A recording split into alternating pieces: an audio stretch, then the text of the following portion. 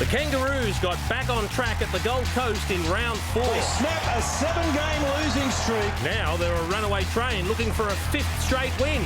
How sweet that is. They'll be pumped up for skipper Adam Simpson's 250th game. Simpson, another possession, a beauty.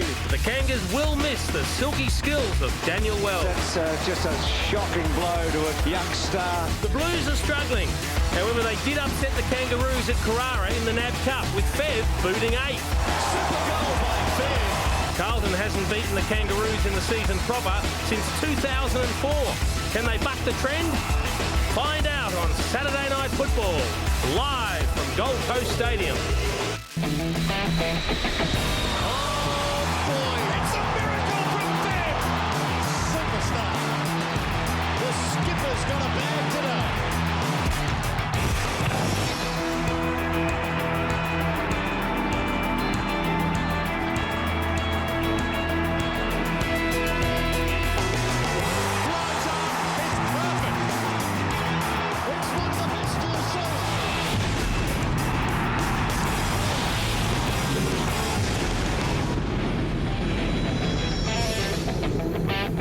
This is where the Kangaroos breathed life into their 2007 campaign a month ago. They lost the first 3 games of the season. They were dead and buried. They came to Carrara in round 4. They had a win and have not looked back. They have now strung together 4 wins on the trot, which sees them currently sitting in 7th position on the ladder. They'll be taking on the Carlton Football Club, who couldn't have had more opposite fortunes. They started the season well, but they have now lost 4 on the trot and are languishing in 14th spot, absolutely desperate to stay in touch with the rest of the competition. Good evening and welcome to Saturday Night Football, coming to you live from Gold Coast Stadium at Carrara.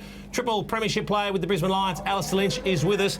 A lot at stake. The Kangaroos trying for 5 in a row to consolidate a spot in the top 8, which is amazing given where they were a month ago, and the Blues desperate to hang on. Yeah, without doubt. I mean, the Blues have been playing some good football in patches, but the Kangaroos have shown they turned their season around up here 4 weeks ago with passion, attack on the ball, and if they drop away from that, that's when Carlton could really get up and bite them. All right, the Ferrito-Favola matchup, a big one. I would suspect that'll have a big bearing on what's going to happen here. There's also a couple of late changes in the lineups for the Kangaroos. Yeah, out of the side have gone Moran and Archer, and into the side for the Kangaroos is Green and Scott McMahon from Woodville, West Torrens, playing his first game. Lance Whitnell, so much rests on his shoulders week to week. Will he play forward? Will he play back? Will he play well? Of course, Adam Simpson in game number 250, and Brady Rawlings could be the man that gets the job on Mark Murphy. And we'll see some outstanding matchups through the midfield and even in the rucks. I mean, Hamish McIntosh, once again, 4 weeks ago, his star began to rise at Carrara. He racks up big numbers, on-ball numbers, and he has to be shut down. Jared Waite certainly turning into a tremendous key defender after starting his career up forward. Thornton looks like he'll probably have a big job. Aaron Edwards has come to the fore as a leading forward for the Kangaroos. Dean Laley, well, I imagine he's got a smile on his face. You have to be a lot more relaxed after you've had 4 in a row. I would say so, and certainly we interviewed him after the game 4 weeks ago, and he seemed to be, there was a lot of passion and tension that was released after that win. I'm sure he's feeling more relaxed now. Ackland named to start on the bench, which is an amazing thing for the Blues, given they don't have another ruckman. O'Halpin looks like he'll probably start in the ruck. There's Saddington leading out the Blues in game number 150 for him. Jason Saddington, since coming down from the Sydney Swans, has had a wretched run with injuries. Great to see him chalking up number 150. They've only won 2 of 4 here at Carrara. They haven't played here for 15 years, Lynchy. Well, that makes it pretty tough to win over the last 15 years, and that would have been against the old Brisbane Bears, and that was a long time ago. I'm sure they're looking to create a bit of history for themselves, and they had a very impressive game in the NAB Cup semi-final that we covered, and it was a one-way, it was a forward offensive game. The Kangaroos started well, and the Blues hit back, and Fev just put on a clinic in the second half. So the Blues supporters will be hoping for another one of those. Well, we're hoping for something because they have lost 4 on the trot. Dennis Pagan will be desperate for a win, and Lee Colbert caught up with him earlier. The Kangaroos have got off to a really good start so far this year. Has that been a focus this week? Well, it certainly has. I think they've won 7 out of 7 first quarters, and they've won games virtually in the first quarter with their hardness, with their attack on the ball, and their work at the clearances, and winning the contested football. They've been sensational, and if we don't match them in that area, well, we're probably kidding ourselves. You'll be looking forward to your ruck having a big influence tonight with Hamish McIntosh playing pretty good footy. Geez, he was great last week. I watched him. His mobility, and he's really grown as a footballer. And we've put a real challenge to our guys, and we need to be more than competitive at the stoppage work. As I said, Hamish just improved in leaps and bounds. and also Jason Saddington. Perseverance has paid off. He's got to 150 games. Well, it's a wonderful story, Lee. You know, a couple of years ago, or last year, he was told he shouldn't play. His knee was no good, and you know he fought against that. Saw a doctor who did an operation and gave him some sort of chance. He stuck at it. He didn't look too well at the start, but he's got back all his mobility now. And we just hope it's a great story in footy. That I just hope that he can continue on with it and play as well as he did last week. Thanks for your time. Enjoy tonight. Thanks, Lee. Well, they came up short against traditional rival Collingwood last week, but Lynchy, one thing we did see was a decent old melee erupt, and there were plenty of fines handed out, in particular to a number of Carlton players. Yes, and it was led the way was led by Fev. He's just came crashing into this pack, and he's inside of the melee. And I think a lot of Carlton supporters would have been very impressed by the passion shown, trying to stick up for their younger players. But the AFL, they probably weren't happy, but their coffers were filled after this little fracas. Yeah, I think the fans enjoyed it. There's the man that started it all. He had great success up here in the NAB Cup, booting 8, leading the Blues to a great win as they got on to win that competition. But he was doing that to protect Mark Murphy, one of the youngsters for Carlton that needs to be protected by the senior players. Don't know that they necessarily did it the right way, but the intention was correct, wasn't it? Without doubt. I mean, he's had a lot of attention now that Nick Stevens out for the year. It was a premier midfielder. He's a young player. He's a very exciting player. He's going to get a lot of attention from opposition clubs, and he's been heavily tagged. So the senior players have got to stand up. Here come the Kangaroos, led out by their unheralded skipper in Adam Simpson. Game number 250, a fantastic effort running out with the kids.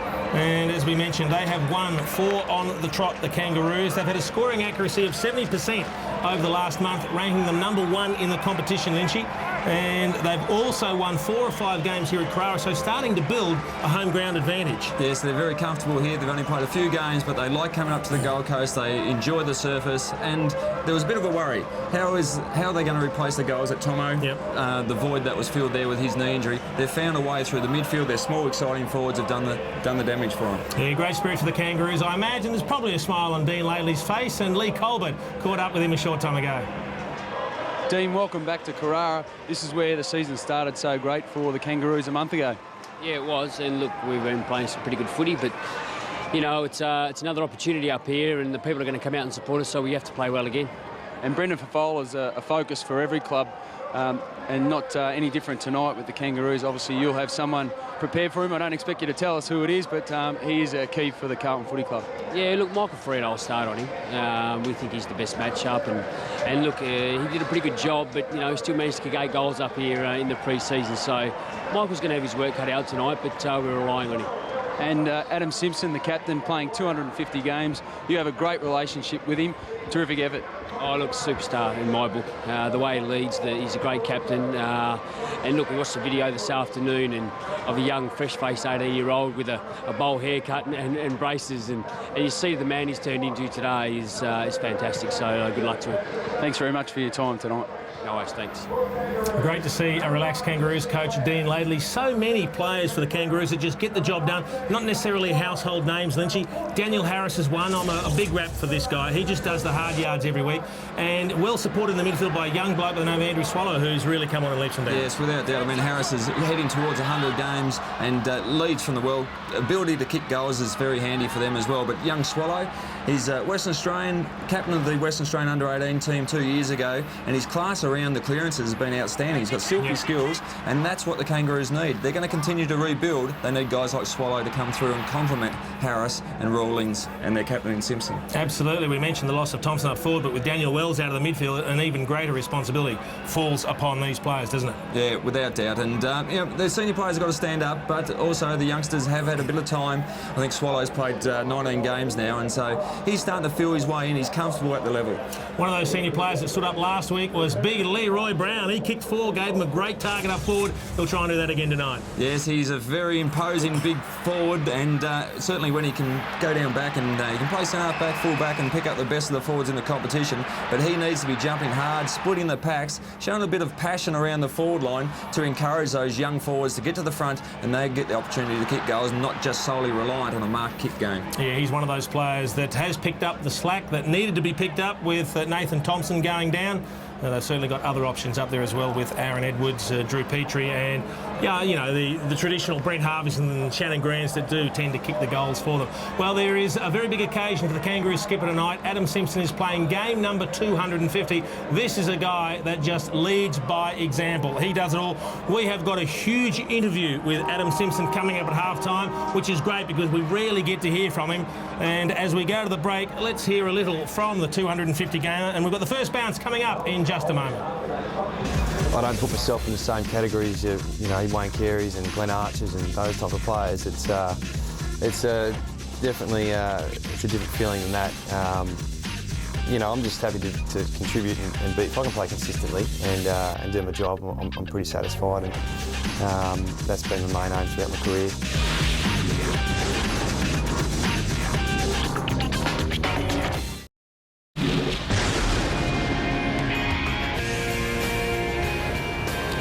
Teams just going through their final preparations as we prepare for the first bounce here at Carrara, Gold Coast Stadium, and reasonably tropical conditions as you'd expect up here on the coast. Well, when it's almost action time, that is the cue for John Casey to take the stage. Welcome, Case. Looking forward to tonight's clash. Thanks, Jace. Good evening, everyone. Yes, certainly looking forward to this clash. Jason Sadding hitting his 150th and Adam Simpson game number 250. Toss the coin. And it's ahead. Jason Saddington has elected to kick to the northern end of Carrara here. And hasn't the landscape changed for these two teams over the past decade? The Kangaroos have won 13 out of 17 against Carlton. It's a long way from when the Kangaroos, as North Melbourne, first entered the competition. They lost their first 15 matches against Carlton. And tonight they have another debutant. We're going to see Scott McMahon for the first time. And for Carlton, well, Anthony Koutafidis played his first game last weekend, only played half the match. They'll be expecting much more from Kouta tonight. He starts on the bench. And Andrew Carazzo has certainly been an outstanding talent for them so far this season. And Kouta, who of course in his 16th season, he'll be 34 years of age and the oldest player out there tonight. But Andrew Carazzo, at just 23 years of age, had a career high 34 possessions last week. 7 marks, 7 inside 50, 7 clearances, and he is a man on the move. Our man down on the boundary line tonight, Lee Colbert. And Lee, you can update us with the absence of Glenn Archer, which is a big blow for the Roos. It is indeed, John. It's actually a family issue. Madison, young daughter of Glenn and Lisa, is actually in hospital. So send a cheerio out to little Maddie and get well, Dale, your beautiful little girl. So I just want to say beautiful conditions here, and it should be a cracker of a game. Thanks, Colby. Yes, our thoughts with the family as well. We saw Absolutely. Adam Simpson bring his kids and Owen, Ali and Miller out onto the ground with him to go through the banner, and what a servant he has been for the Kangaroos. Currently 20 degrees here. It was 27 a little earlier, quite bright and warm. But we have seen here, as we saw earlier in the season when the Kangaroos beat Brisbane, Alistair, that it can get a little dewy at night, and the game seems to change in the second half in terms of trying to control the ball. Without doubt, the dew came in and it was very heavy and it was a slippery condition. It was basically wet weather conditions in the second half. It would be an exciting, quick-moving ball game in the first half, though. You can be sure of that. Blues have loaded up their forward line. Wake's playing forward, Favola's playing forward, Whitnell's playing forward, also Fisher. 4 marking targets with Betts and Murphy, the small forwards. Well, they've certainly got to kick the goals. Wake's a good move forward, and hopefully Lance gets his hand on the ball. Underway from the Gold Coast Stadium, Hamish McIntosh gets the first tap for the Kangaroos. It's going to be a long night for Satanta O'Halpin, cast in the role of a ruckman here. So they try and scramble the ball out of the centre square, and they're still getting it out, and eventually they find Lappin on the wing, and he drives the Blues forward. Pavola looms, as does Whitnell. Punch from behind. Off the ground is Fisher, but he's missed everything. Probably just need a little bit of talk from a teammate. He was hot, but there was numbers for Carlton forward of the ball. Kangaroos able to relieve some pressure. First touch for Scott McMahon in his first game, a Woodville West Torrens boy. And off and running. Plenty of space to work into at the moment. He looks up to the half-forward line. Marking contest there. Tackle coming there from Bryce Gibbs. It was a solid one. Edwards appealing for a free kick. We have a stalemate. The umpires tonight, Scott McLaren, Chris Camerlins and Simon Meredith. And that's great to see your youngest recruit laying big tackles. Carazzo, third man up in the ruck duel to knock it forward for Carlton, but only momentarily. Scott McMahon getting busy again. Straight into the action. Did well for Tasmania in the VFL last season McMahon was fourth in the best and fairest. And interestingly, Jess Sinclair, Andrew Swallow, 2 guns for the Kangaroos, start on the bench tonight as the Blues look to bring it out from defence. Hand pass left a little to be desired. Set a task certainly for Heath Scotland, but he's equal to it as he marches through the centre. Favola out on a long lead. Scramble for the ball. Ferrito involved.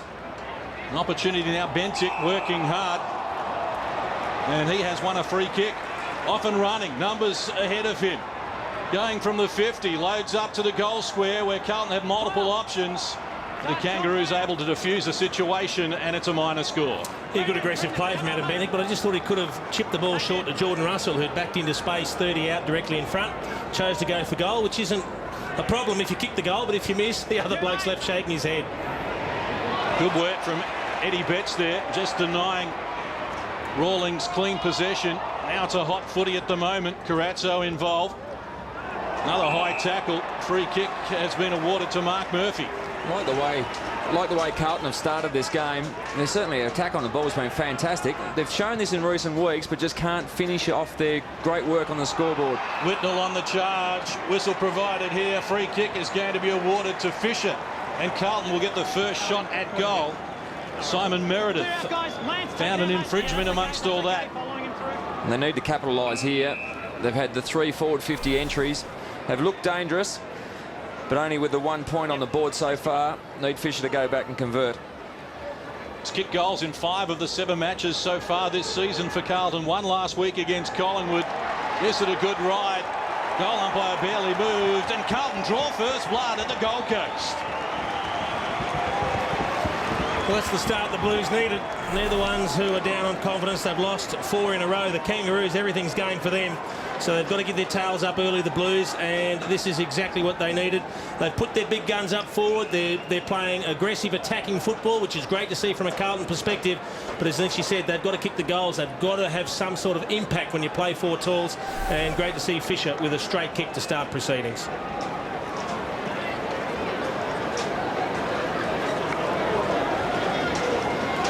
Seven-point lead for Carlton as we get set to go again. Chris Camerlins does the honours. The bounce favours Satanta O'Halpin. Couldn't really do a lot with it, though. Now the Kangaroos with an opportunity to go forward to their half-forward line. Heath Scotland getting across, can't control the ball, though. Now it's free and an opportunity for the Kangaroos as Lindsay Thomas farms out the handball. Corey Jones works it to the top of the square. Carlton with numbers around the ball. Although too many numbers as it turned out. An opportunity here. An opportunist goal from Lindsay Thomas. He's got it, but it's a minor score. That's no surprise. He's kicked 2 goals 8 this season. Now he's got 2 goals 9. First score of the match, taking 4.5 minutes for the Kangaroos. And they work the ball out over the line. Carlton bench, Kane Ackland, Blackwell Young and Anthony Koutafidis. Yeah, it's an interesting start. Kane Ackland, the one recognised ruckman on the bench. O'Halpin's obviously got the job of following McIntosh all over the ground. Kane tough in the clinches, not a lot of room to operate. And umpire Chris Camerlins is required once more. Hamish McIntosh will certainly know he's got an opponent out there. O'Halpin works hard, got a lot of body pressure, has good second and third efforts. But those are the things that could cost him. They're just those soft free kicks. Inexperience. Yeah, lack of experience. McIntosh loads up, goes to the top of the goal square. Petrie climbs high. Still working hard, but Carlton with numbers here and look to clear through Lappin. Takes them on, almost to his detriment. Now the ball is cleared out by Ryan Houlihan. Good work from Fisher. Keeping it alive for the Blues. And he finds Whitnell on centre wing. Decides to centre the ball dangerously, but the mark taken here by O'Halpin. He looks to go even wider, and now it's Kade Simpson with plenty of room to move in, can work inside the 50 if he so desires. Handball over the top to Bavola. Fev has got it. Fev's got number 2 for the Blues.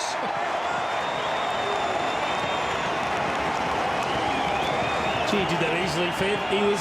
just starting to get over the disappointment of being ignored on the lead because he was a few metres clear of his opponent, Michael Ferrito. But Cade Simpson played it very cleverly. He just kept running because he had space in front of him. Then he drew Ferrito in, who had to put pressure on, and that allowed the hand pass to go over the top to Fev, who made it look very, very easy, kicking off a couple of steps. And O'Halpin's use of the ball in the midfield for a big fella, that would be pleasing Dennis Pagan. Carlton with a great start to the match. 2 goals as we approach the 7-minute mark of term number 1. And they're at it again as Carrazzo chases down the loose ball and feeds Jared Waite. He goes quickly. Whitnell with an opportunity if he can keep it alive. Help from Favola. Kangaroos under enormous pressure here at the moment. Hamish McIntosh getting back, trying to relieve some of the pressure. And hard across the line. Adam Simpson for the Kangaroos. Another good sign for the Blues is that man there on screen, Lance Whitnell. He's in the play. I mean, he hasn't had clean possessions, but he's drawing the ball to him. Loose ball, Carrazzo looming, overran it. Couldn't handle the ball. Opportunity for Pratt as he works at the Brady Rawlings, and now they use Josh Gibson to clear the defensive 50, and Aaron Edwards on a long lead. Did a good job to reel it in. Here's the 250 gamer, Adam Simpson, the centre half forward, giving away a free kick. Carlton, and Corey Jones will be on the beneficiary of it. Just troubled a little bit with the height difference there. Matthew Lappin going a little bit early and just taking the arms of Corey Jones. Long to the goal square. That's a good hit. Petrie's going to let it go, but it's hit the post. A minor score for the Kangaroos. Quick restart from the Blues as they work it out of their defensive 50. They've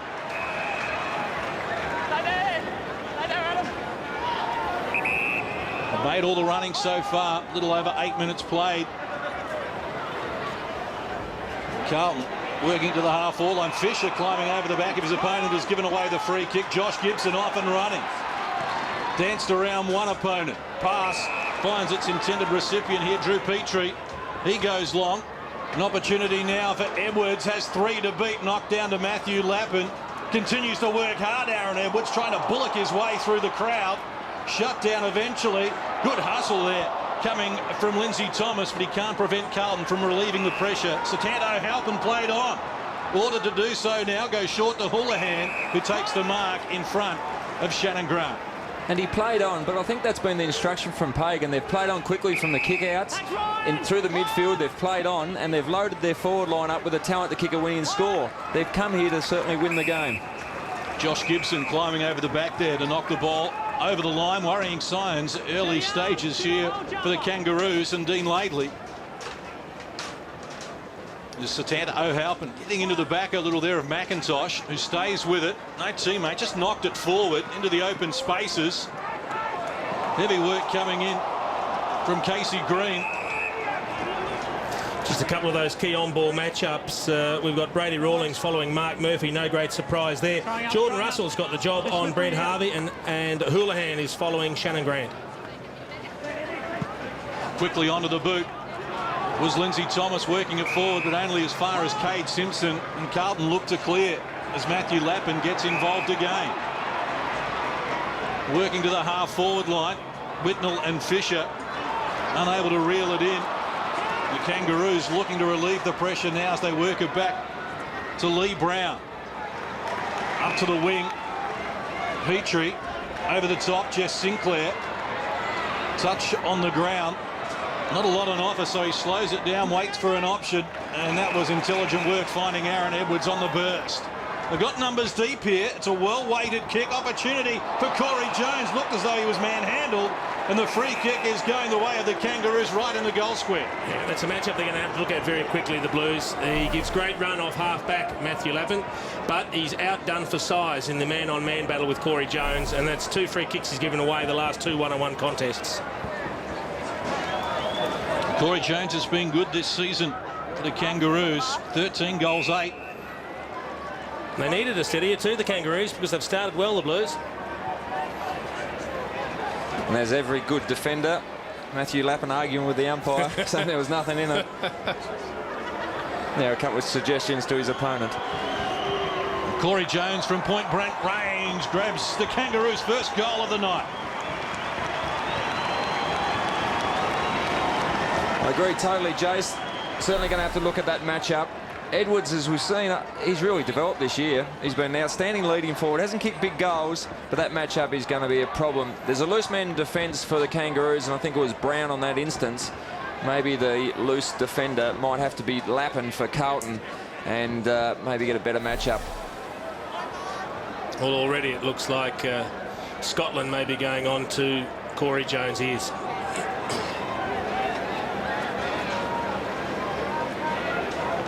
Almost 12 minutes played, opening term action from the Gold Coast. Halpin and Hamish McIntosh at it again. McIntosh dominating early, but not on the scoreboard for the Kangaroos. And Carlton working hard, going in strongly there. Andrew Swallow.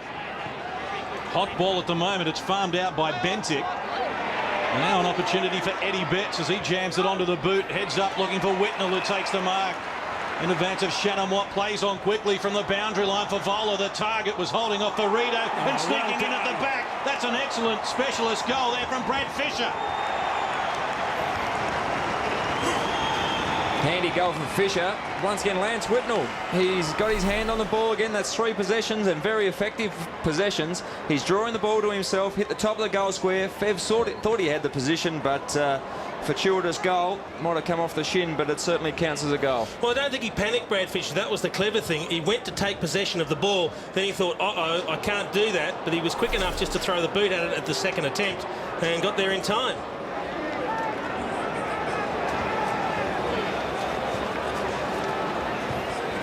Well, Brad Fisher with 2 goals here in the first 13 minutes of the game. And it's the 4th time this season that he's been a multiple goal kicker for Carlton. McIntosh gets the tap again for the Kangaroos, who bustle the ball forward, but Carlton in best position here. Camped underneath it, Heath Scotland. Off and running. Gets it to Bryce Gibbs, works it into the middle of the ground. They've been impressive, Carlton. Started strongly. Shannon Watt trying to fist the ball away from the danger zone for the Kangaroos. They still have some work to do. Fisher against Gibson. Ball comes out the back. Again, Adam Bentic wanted it more than most. And we have a stalemate. Almost 14 minutes done in the first term. And the question will be whether Carlton can maintain this tempo and the execution of their skills throughout the game. We've seen, as we look like, Daniel Pratt might be in a few problems. Coming from the ground, looks like a shoulder injury. Hustling the ball towards the boundary line, but it's picked up here by Luke Blackwell. He goes long, might skid through, gets a good bounce, just on the near side of the post. And just finishing on Carlton, they've been able to execute their skills very well. As fatigue sets in throughout the game, their skills have dropped away in the past, so it's something they've got to concentrate on. And Bentic off for the Blues, and Cooter on for his first run tonight. He's a handy man to bring on when you're in a very good position.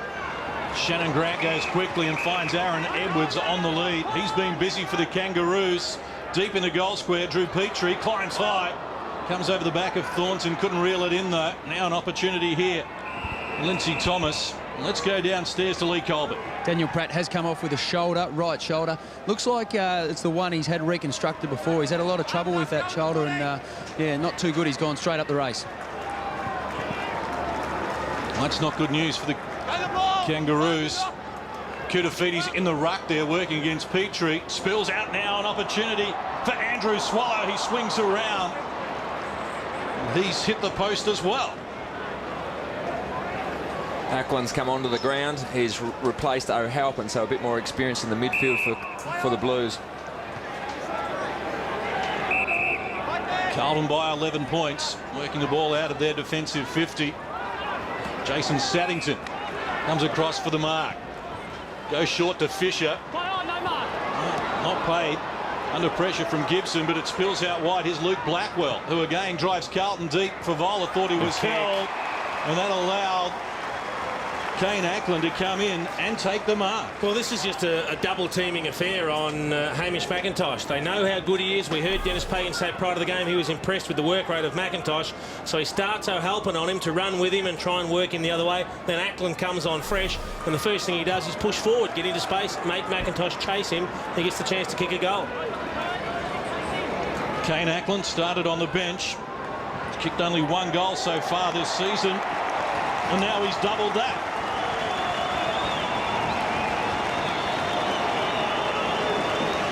Great start for Ackland. He's been on the ground about 90 seconds and already imposed himself on the contest with Hamish McIntosh. That was a beautiful pass. Just into space, gave plenty of room for Ackland to move into the ball. And Lynchy, once again, there goes Lee Brown from attack into defence, but his direct opponent, Brett Thornton, is going with him. And so they'll play with the 7-man forward line, just a 5-man forward line for the Kangaroos.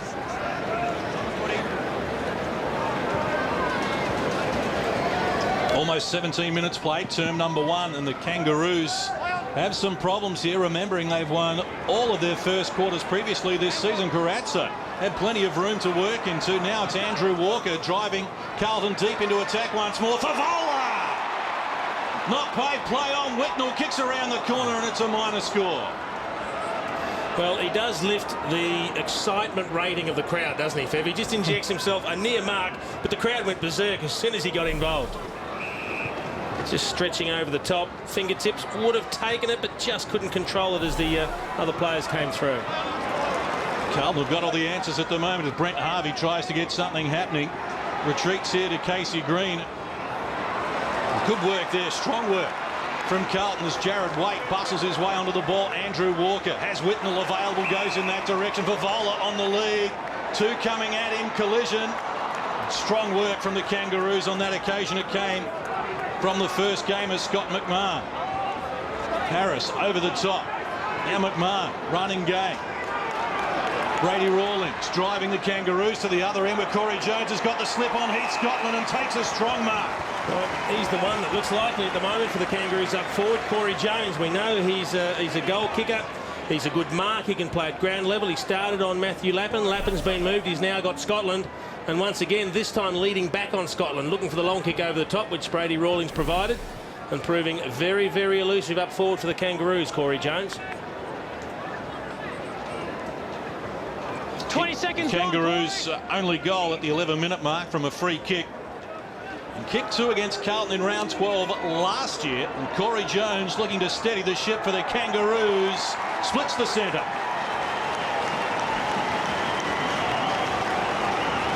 And it's working that Jones is playing the longer option. He's had a very impressive start with the 2 goals won, the 4 possessions. Edwards is the leading target, both working from the square, but Edwards is pushing up the field.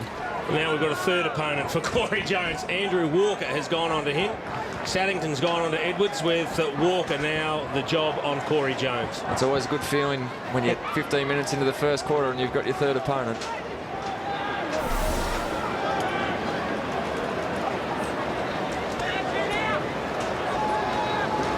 Approaching time on here in the first term. Carlton lead it by 2 goals.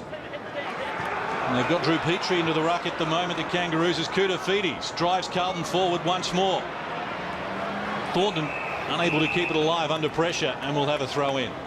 And the work rate of Lance Whitnell, it's not that he's leading hard up at the ball, but his work rate across the ground. His lateral movement is fantastic. Looks like he's got a new lease of life tonight.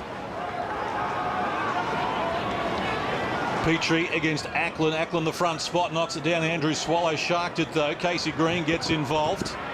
Here's Swallow buttering up once more. Got it away just in time.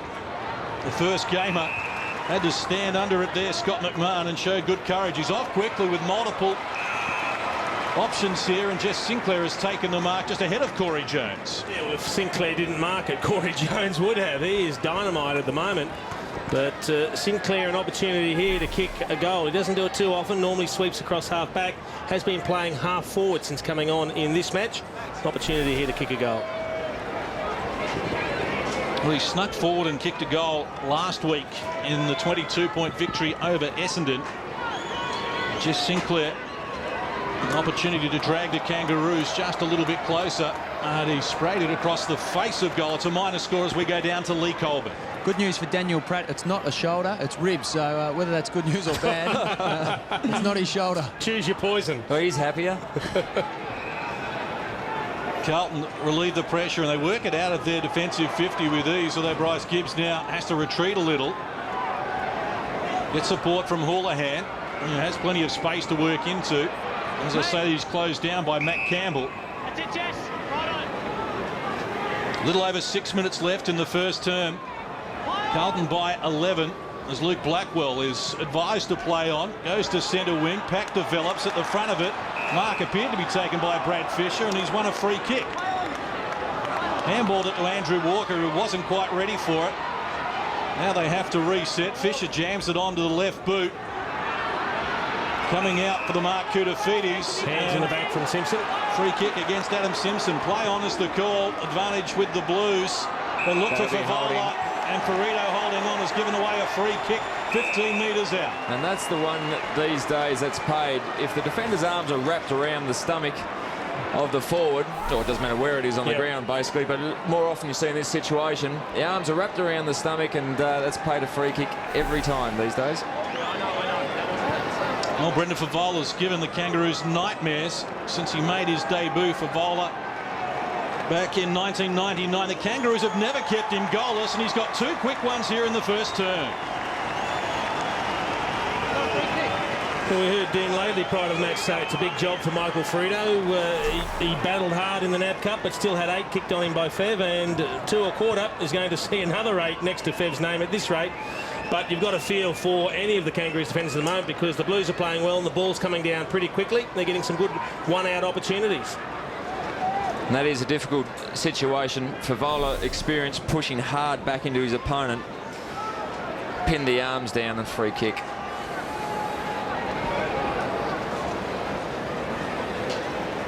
Carlton making the early running here. 5-goal first term as Petrie and Ackland go at it once more.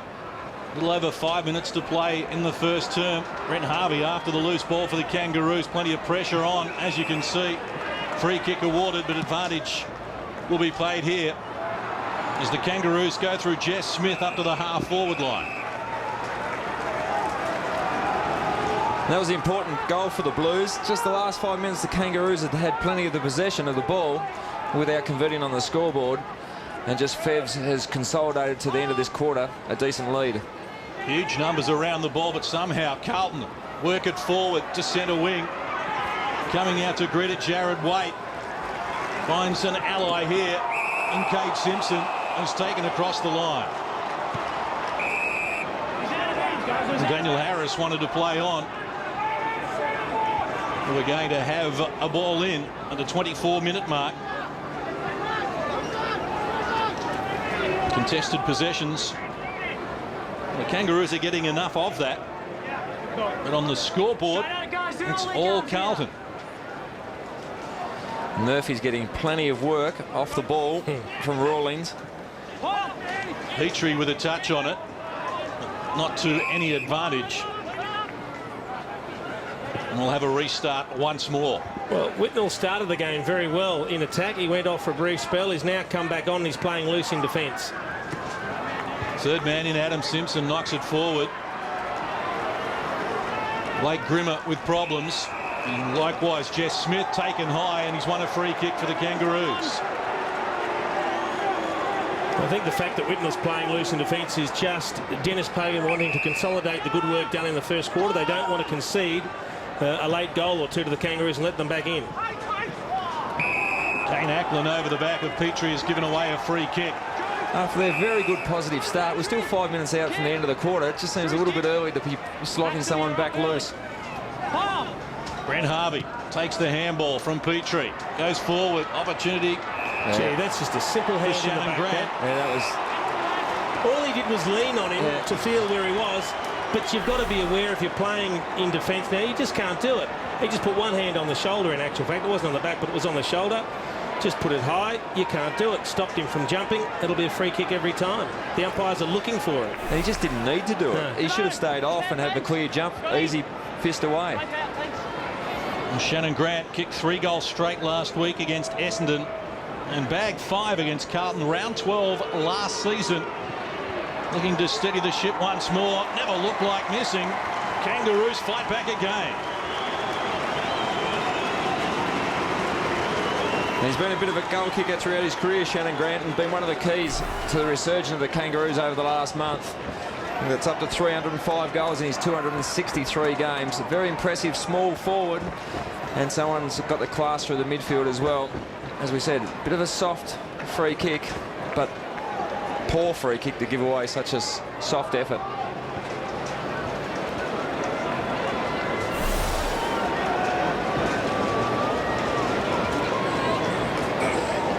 Nine goals in his last 3 games coming into this match. Shannon Grant has been busy. 3.5 minutes left in this first term. It's been an entertaining affair from the Gold Coast, and Carlton look to go forward once more. Scotland shovels out the handball. It's taken here by Jess Smith, working hard. That's unlucky. Anthony Koutafidis just slung the play to ground after the tackle, and the ball had been released. McIntosh needs to get rid of it quickly and does so. Outnumbered at the back. The Kangaroos, another free kick. Yeah, that was an obvious one. Oh, I thought it was going to Whitnell. No, that was a free kick. We'll have a look at the replay to see actually who it was against, but it was the defender for Carlton on the back there. Just a simple hand in the back. Wasn't a lot in it, and that's the contentious issue. The players were coming back with a flight. Back into him, yeah. So the Carlton defender was just holding his ground, in effect. But he did put his hands in the back of the opponent, and that is a free kick, the way the rule or the interpretation is written these days. Oh, he shanked it. Oh, he didn't get hold of that at all. Snuck it in. But he snuck it in, and the Kangaroos have got back-to-back goals. 2 in a minute.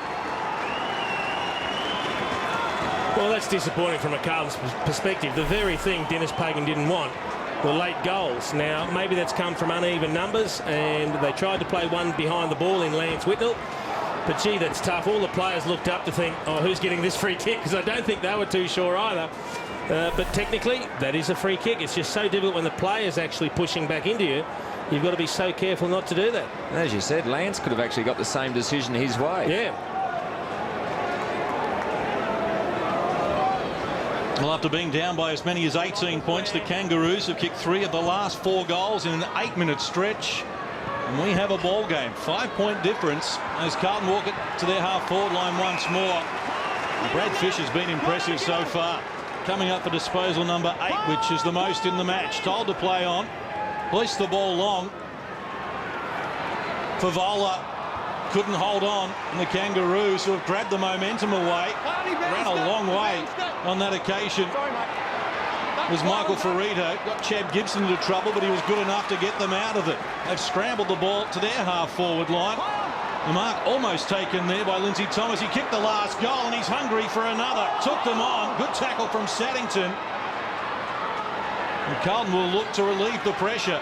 Koutafidis, Whitnell, but he's stolen it again, Lindsay Thomas. Handball over the top. Here's an opportunity for Corey Jones. 20 metres in closing, and he's pulled it, and it's a minor score. Well, I'll tell you who got out of jail there, and that was Ryan Houlihan. His one-on-one efforts against Lindsay Thomas weren't what they needed to be, just a little bit too casual. We know that's something that's been a problem for him in times gone by.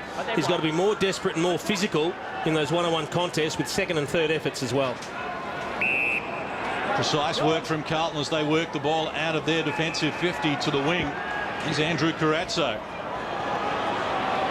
Looking for a teammate, but O'Halpin unable to reel it in before it tracks across the boundary line.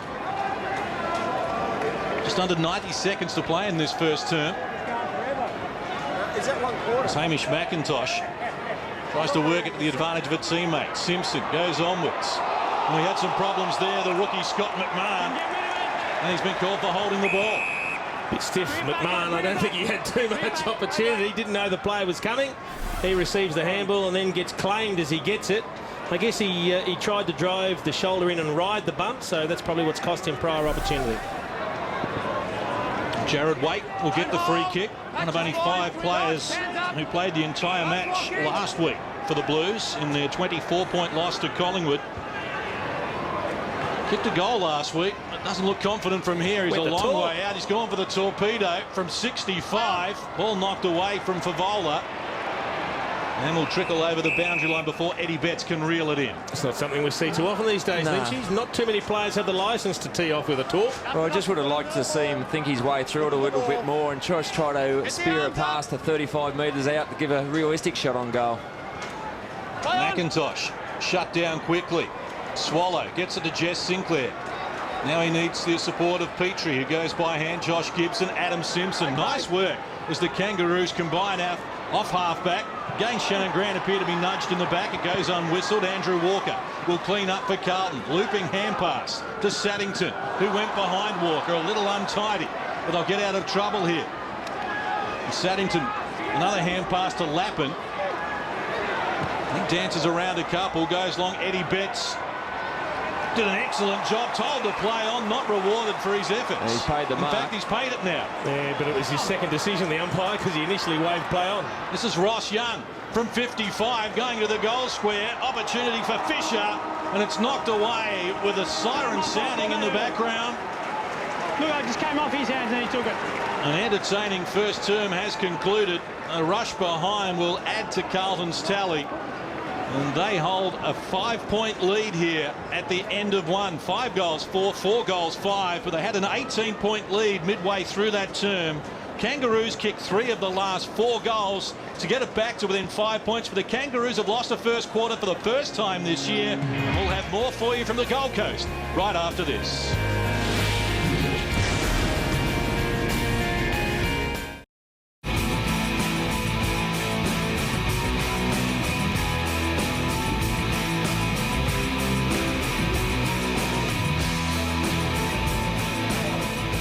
Welcome back to the Gold Coast Stadium, quarter time, and the Carlton Blues lead the Kangaroos by 5 points for Vola and Fisher with multiple goals for Carlton. Kane Ackland kicked the other. Corey Jones has 2 for the Kangaroos, and we saw Lindsay Thomas and Grant get a goal for the Kangaroos as well. But the Blues will be a little disappointed they didn't go on with the job there, Jason. Yeah, I think so, Case. They got a great start. They had plenty of ball flowing forward, and they had a nice 3-goal break.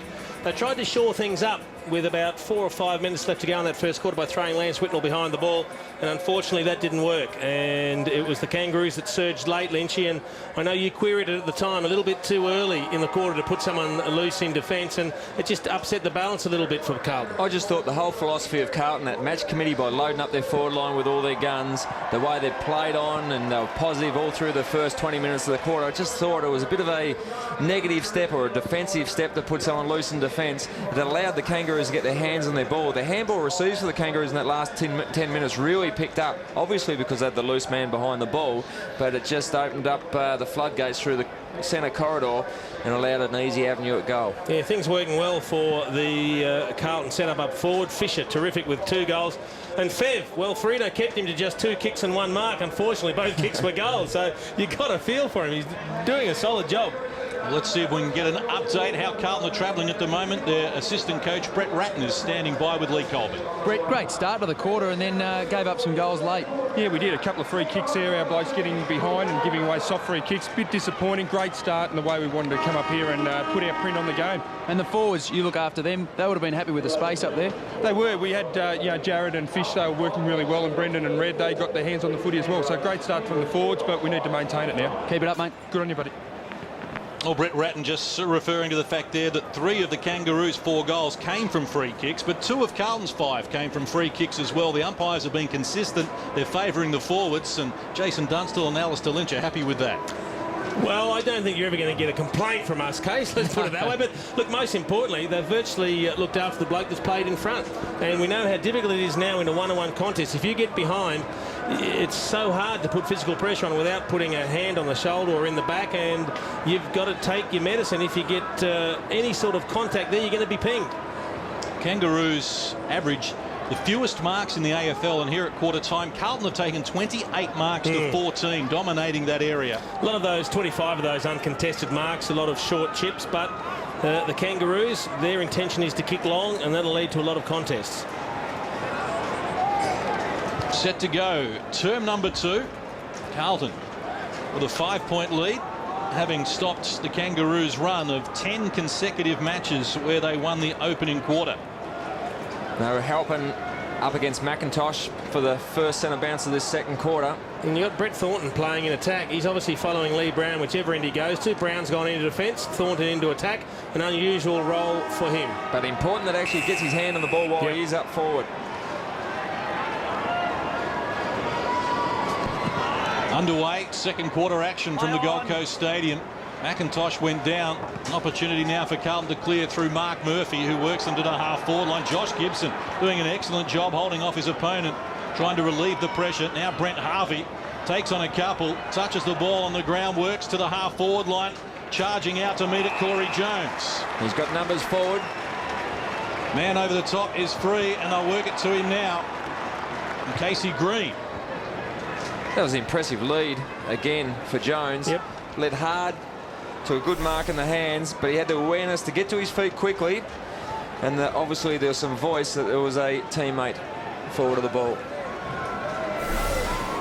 Named as an emergency, came in on the late withdrawal of Glenn Archer, yet to kick a goal this season, Casey Green, and he's missed to the near side.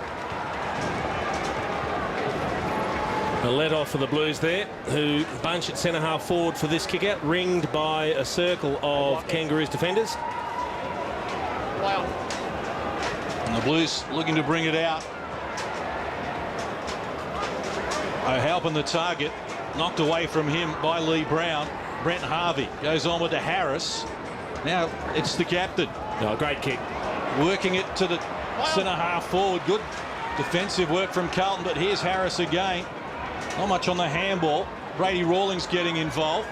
Now it's Andrew Swallow going sideways. Adam Simpson from 60 again to the top of the square. Petrie over the back of Whitnell, couldn't control it. Getting onto the ball, Corey Jones hooking around the shoulder. Has a man available, and the mark has been taken here by Aaron Edwards. Well, Corey Jones is just killing him at the moment. I said great kick with Adam Simpson before, as we see a play on here, and he's kicked the goal. Edwards. Intelligent work from Aaron Edwards, and the Kangaroos have taken the lead for the first time in the match. Smart goal from Edwards. It was poor play from Carlton. They just couldn't get the ball out of their defensive 50 from the kick out. They kicked to O'Halpin, who was outnumbered 4-2. And we see Edwards, who's a noted full forward with his time in the VFL. Presence of mind just to swing around, a nice snap on the right foot. Good conversion.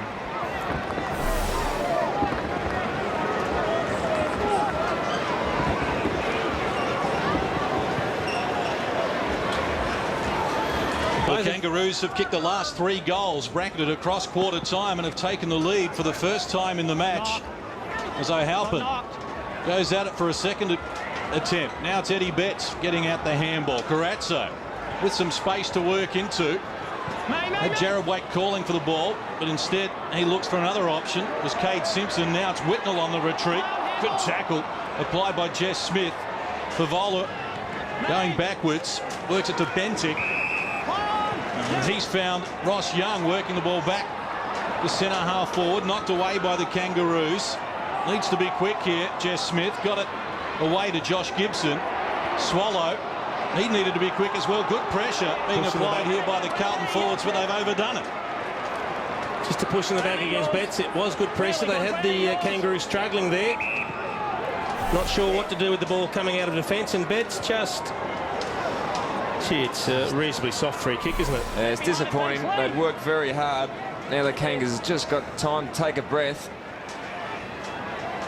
They have manned up well, though, Carlton here. Lee Brown forced to go long to the wing to a contest. O'Halpin had front spot, couldn't reel it in. An opportunity now for Bryce Gibbs in a confined space. Heavy work being done by the skipper, Adam Simpson, looking to win possession back for the Kangaroos. And that's been his trademark over 250 games.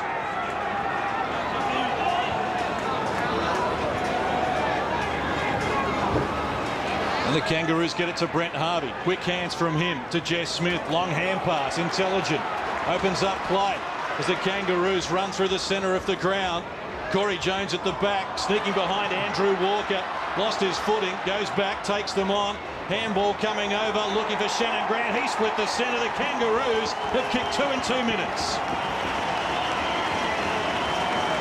Well, Corey Jones is having one of those nights where everything he touches turns to gold.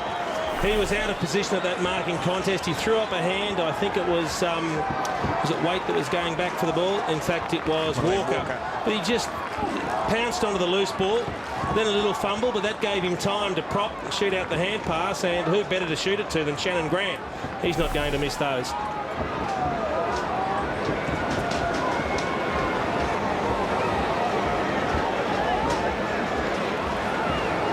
Well, the Kangaroos stealing momentum away from Carlton. 4 unanswered goals, including 2 in this term. Carlton yet to add to their quarter-time tally after it started so well for them, leading by 18 points in the early stages of the first term. Fisher off for the Blues. Matty Lappin back onto the ground. Chris Camelins puts the ball down. McIntosh and O'Halpin at it again. Simpson to Brent Harvey, who's been influential. So's this man in his first game, Scott McMahon. Shown plenty. Jess Sinclair coming off the half back line. Gets the ball forward. Opportunity here for Casey Green. Top of the square. Drew Petrie calling for it from behind. Defensive work done by Jason Saddington. Well, the Blues still have plenty on their plate. Thornton looking to push Harris off the ball. Carazzo. Short hand pass. Still plenty of pressure on them. Scotland trying to win a free kick, but the Kangaroos will get one here. Momentum's really swung over the last 15 minutes for the Kangaroos. Carlton have just got to stop the influx of ball that's going into the forward 50 for the Kangaroos somehow. Just got to slow the tempo of the game down. Gee, I think that kick was meant for Petrie, and it was a little bit off the side of the boot. That's how well they're going. Led in the hands of Campbell. Matt Campbell. Second kick of the game from 48. Gets it right to the goal line, and it's knocked over the line by a desperate Carlton defence. They're under siege at the moment. And good news for the Kangaroos in that Daniel Pratt has re-emerged from the rooms and he's back on the ground, so that rib injury has been addressed. Just see Ryan Houlihan there wiping the ball already. Some dew on the ground here. See, last time from the kick out they really struggled to get it outside 50. Lappin in the van here, but Simpson comes hard, got a piece of the action. Carlton work it to the wing. Favola on a long lead. Farida over the back, but Favola strong in the contest. And they're beautiful hands. One grab. Now to the half-forward line. Carlton looking for an option. Kane Ackland is there, in fact, to wait. Here's Eddie Betts jumping onto the loose ball, tucked in on the boundary line. Pass to the advantage of Whitnell, who scoops it up against Lee Brown. Gets around him from close range. Brilliant. Lance Whitnell has come up with the goods. What a great goal from Lance Whitnell. I'm dying to see a replay, Lynchie, because I want to know what sort of kick it was. I'm with you. I don't reckon he could have kicked that. The thing was that Favors had to push up the ground where ideally Carlton supporters would rather not see him, but he pushed up the ground to gain possession and helped, as we look at the replay here, because we're very interested to see what he's done. He's tried to hit a check side. I don't know whether it's come off the boot, that flash, and it's gone through, so he'll claim it. Very nice goal, very important one for the Blues. The good old-fashioned floater. It gets the job done sometimes, doesn't it? There was a full forward before you at Hawthorn used to kick those week in, week out, called Peter Hudson. He used to claim they were deliberate. Much needed goal for Carlton. And they're back to within 3 points. Entertaining affair. Almost 9 minutes played here, term number 2. And Lance has remained at full forward. Gee, they're giving away free kicks, Carlton. It's killing them. Called for abuse, Carlton, on that occasion. Brent Harvey, handball over the top. Here's Casey Green, 45 and closing to the goal line. Kangaroos have numbers, and it's swished over the line there by Brett Thornton. JC, you were spot on. Just the soft free kicks, the ones that didn't really need to be given. And what was that one for? Was it arguing or back chat? I don't know what it was, but the hands in the back one has certainly killed the Blues. Houlihan works it to Jason Saddington as we go down to Lee Colbert. Brent Harvey's starting to accumulate, boys, and that'll be worrying signs for Dennis Pagan. Here's Ross Young. He's up to 10 possessions, Brent Harvey. He only had 2 kicks, but he's had 8 hand passes. Jordan Russell still running with him. Not a lot on offer for Young, so drives it towards Matthew Lappin. Now's an opportunity for Carlton. Scotland. Space. Launches it for Favola. Ferrito took his eyes off the ball. Yeah, that was great work from Fev.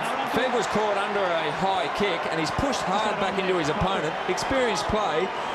And his opponent in Ferrito has just wrapped the arms, I think it was across the shoulder or around the body, and it was a free kick. You watch here, Fev props, stops, holds his position, and there's an arm across the shoulder.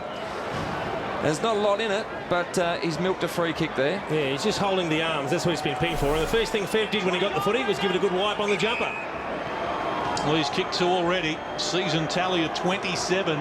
The best in the AFL. 10 in his last 2 games. From 49 metres, Brendan Favola has hooked it. And it's a minor score. And he was running from the ground, but the runner has just said, well, you've got a free kick there. We'll keep you out there for a few more minutes. But very important that Fev starts to get his hand on the ball. Certainly the last 2 minutes he's had a couple of possessions, important ones. Jess Sinclair to restart for the Kangaroos.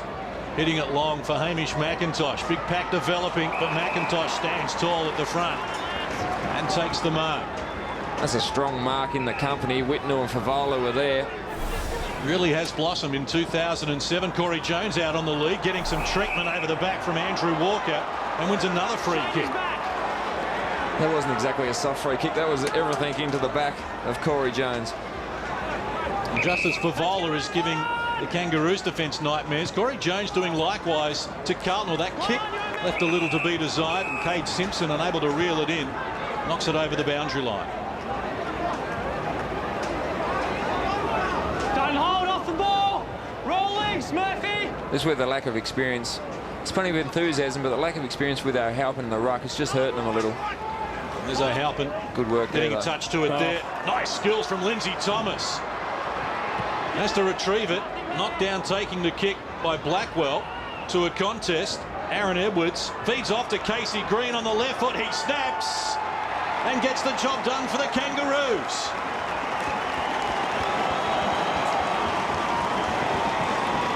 Well, it just looks like they're getting belted around the contest. The takeaways at the moment, clearances from stoppages. The Kangaroos just swarming in numbers. Here's another one. Just some great work from Lindsay Thomas in tight. A little bit fortuitous, just picking up the sliding ball after he went for an ambitious bounce, but Aaron Edwards pouncing on the loose ball. And a great snap from Casey Green, who's had a couple of opportunities, this time finishing off.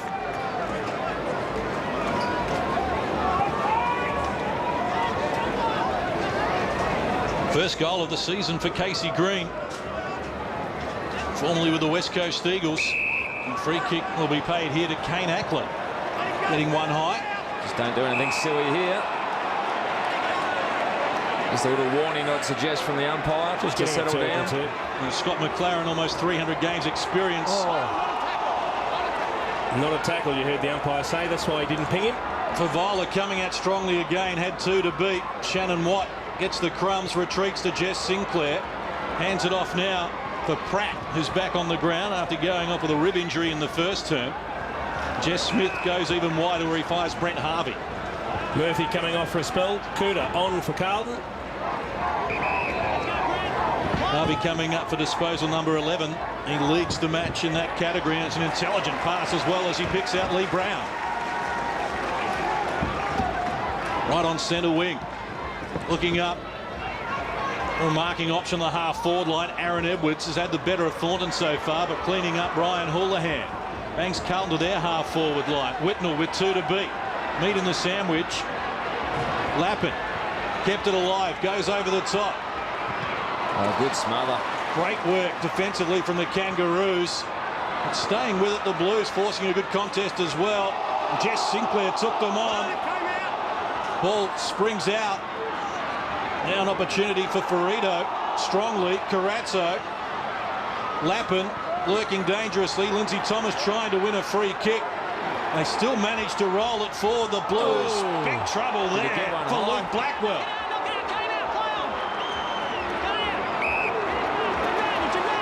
Harvey plays on the advantage rule from the umpires as the Kangaroos struggle to get the ball to their half-forward line. It's scooped up here by Brett Thornton, who goes out wide and finds Kane Ackland. Congested forward line for Carlton. Lappin at the back here, just got a nudge into his opponent, Brady Rawlings, and has taken the mark. That looked like he got away with a hand in the back there. I think my initial thought it might have been the forearm, and we'll have a look here on the replay. Very crowded, congested forward line, gone long to Lappin. Wasn't a lot in it. There's certainly a bit of forearm, maybe the bottom hand. Left forearm, the bottom hand was the other one. But no, I'm happy with that. He did well. You've got to be able to put some sort of contact on. Well, you're not supposed to, as the rule is written, though. Lappin gets the job done for Carlton, who hit back. We have a 3-point ball game. Well, that is just a desperately needed goal for Carlton because, as Lynchy said before, the momentum has seriously shifted in this game. The Kangaroos have got the runs through the midfield. They're winning the clearances, and they're few and far between the opportunities for the Blues in the last 10 minutes. It's been a quarter that has certainly favoured the Kangaroos, but great to see Carlton fight back. They need to do this. They need to kick goals against the run of play just to stay in it when things aren't going their way. And this was a good mark. Not your ideal long target, but he's done a good job. Tremendous contest going here at the Gold Coast. The Kangaroos with a 3-point lead. Matthew Lappin, who kicked 2 goals last week against Collingwood, getting his first for Carlton as Ackland goes at it once more against Drew Petrie and reels out of there with the ball as well. Good work again from the Blues as Carazzo swings around, gets the handball for Koutoufides, who drives the ball long. Lappin caught at the back again, and Jess Sinclair did a good job there to make room for Lee Brown. It's a slow hand pass, put Brady Rawlings under pressure, but he's equal to the challenge to Sinclair. Handball coming out there from Daniel Pratt back to Lee Brown. That one's a little astray. They've coughed it up. Carazzo bangs it quickly, looking for Favola. Also has a teammate there in Cade Simpson, who goes quickly, goes long. It's straight and has kicked the goal. The Blues have kicked 2 in 2 minutes. That was fantastic work. Lee Brown is blocking up well as the loose man defence for the Kangaroos. Once the turnover, that Carazzo around the corner pass was very intelligent, and a bit of awareness to swing onto the preferred left foot and kick long. And a much needed goal. And that's 2 in succession for the Blues. We'll see maybe a momentum change in favour of the Carlton Footy Club.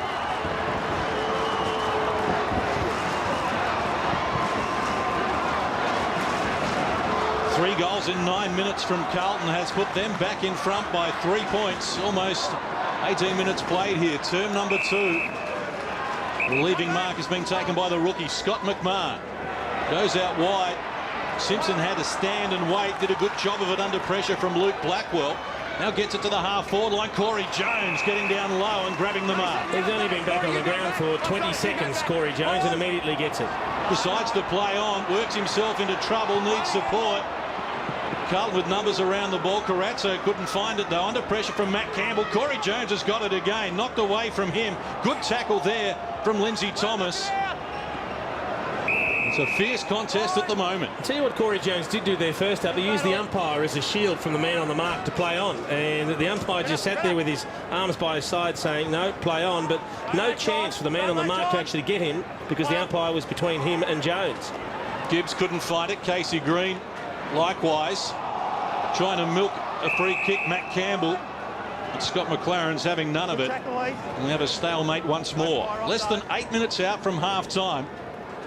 Carlton with a 3-point buffer. Here's Walker with his hands full against Andrew Swallow, wrapped up in the tackle once more.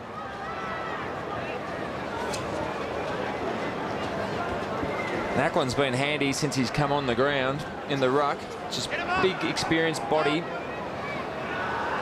Swallow trying to work it out for the Kangaroos. Strong work done there by Jess Smith, the rising star. Now Casey Green took his eye off the ball momentarily, tried to work it to Brent Harvey, who shakes a couple of would-be tacklers and puts it on the chest of a teammate. Well, he's only small, but he's nearly impossible to tackle at times, Brent Harvey. He just wormed his way out of it. A little fend, plenty of speed. He's very strong through the hips, and then just spotted up the short target.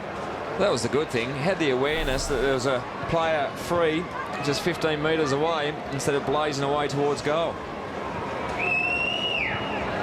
I don't reckon at the other end that would have been played as 15 metres. Lindsay Thomas in his first season for the Kangaroos has kicked multiple goals for the first time in his AFL career.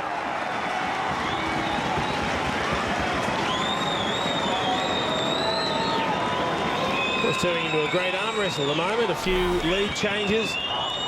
Brent Harvey, after that great piece of work, now is coming straight to the bench for a spell, and that's an interesting change to see him coming off. McIntosh comes onto the ground. In fact, McIntosh stepped on, then stepped back off. Shannon Grant comes on. And now McIntosh comes onto the ground as Campbell comes off for a spell.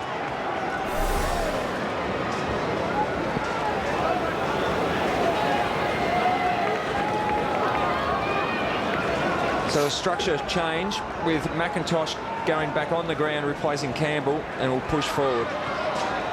4 goals to 3 in favour of the Kangaroos here in this second term. As we move into time on.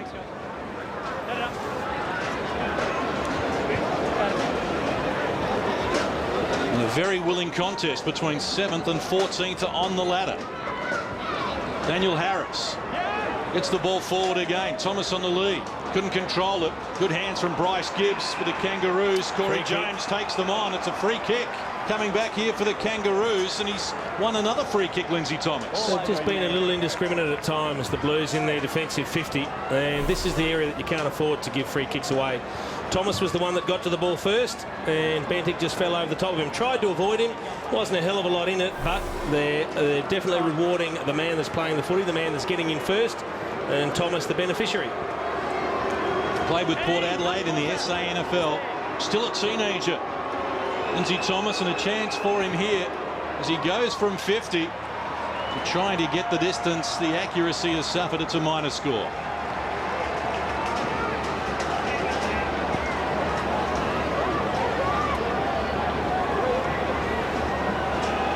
Ryan Houlihan surveys his options, goes short, finds it Andrew Carazzo coming up for disposal number 14, which leads the game. Slow pass intended there for Cade Simpson, almost shut out by Corey Jones. Plenty of work for Carlton to do. Mark Murphy trying to milk a free kick and has won the approval of umpire Simon Meredith. Well, just 3 touches thus far for Mark Murphy. Been a very tough night for him. Brady Rawlings doing the job.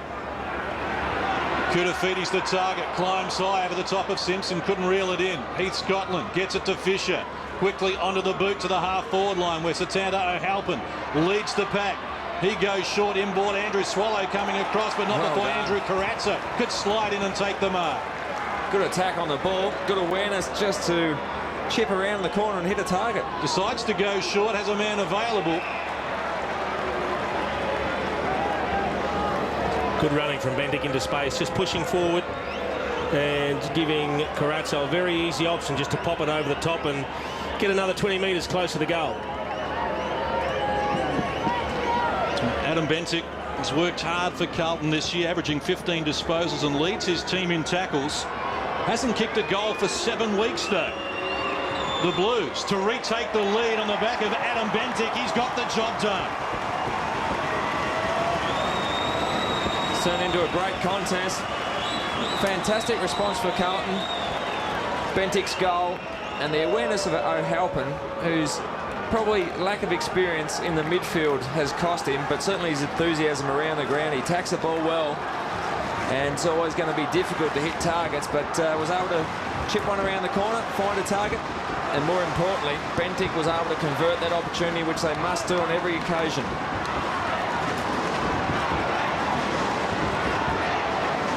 Four goals won for Carlton here in the second term. And they have a 2-point lead after they started this term with a 5-point buffer, but Hamish McIntosh will drive the Kangaroos deep into their attacking zone. Aaron Edwards comes out, flies high, couldn't drag it down. Got to be in trouble because he did dive and drag it in. Yeah. And that's the call, holding the ball against Aaron Edwards. It was the second or third effort after he flies for the mark. It's a terrific leap. Then you'll see him at ground level after the spoil's been affected. He dives onto the ball and drags it in. And then, if it doesn't come out, you're in trouble. Scotland works the ball out to Bentic, who goes onwards to Kudafiti's. Lappin on the charge, cracks the mark. Favola comes, going back hard. Courageous stuff there from Daniel Pratt. But Eddie Betts is going to run into an open goal. Shut down. Eventually, he got the goal. Did he?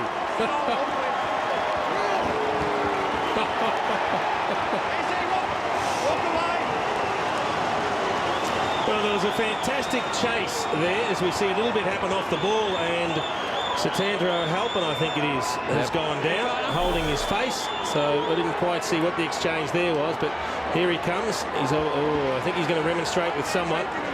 But there was a terrific chase from Daniel Pratt, I think it was, on Eddie Betts, which just caused the little stumble. I don't know if he got his boot on it first time or second time, but gee, it was a close thing. It looked like he was running into an open goal.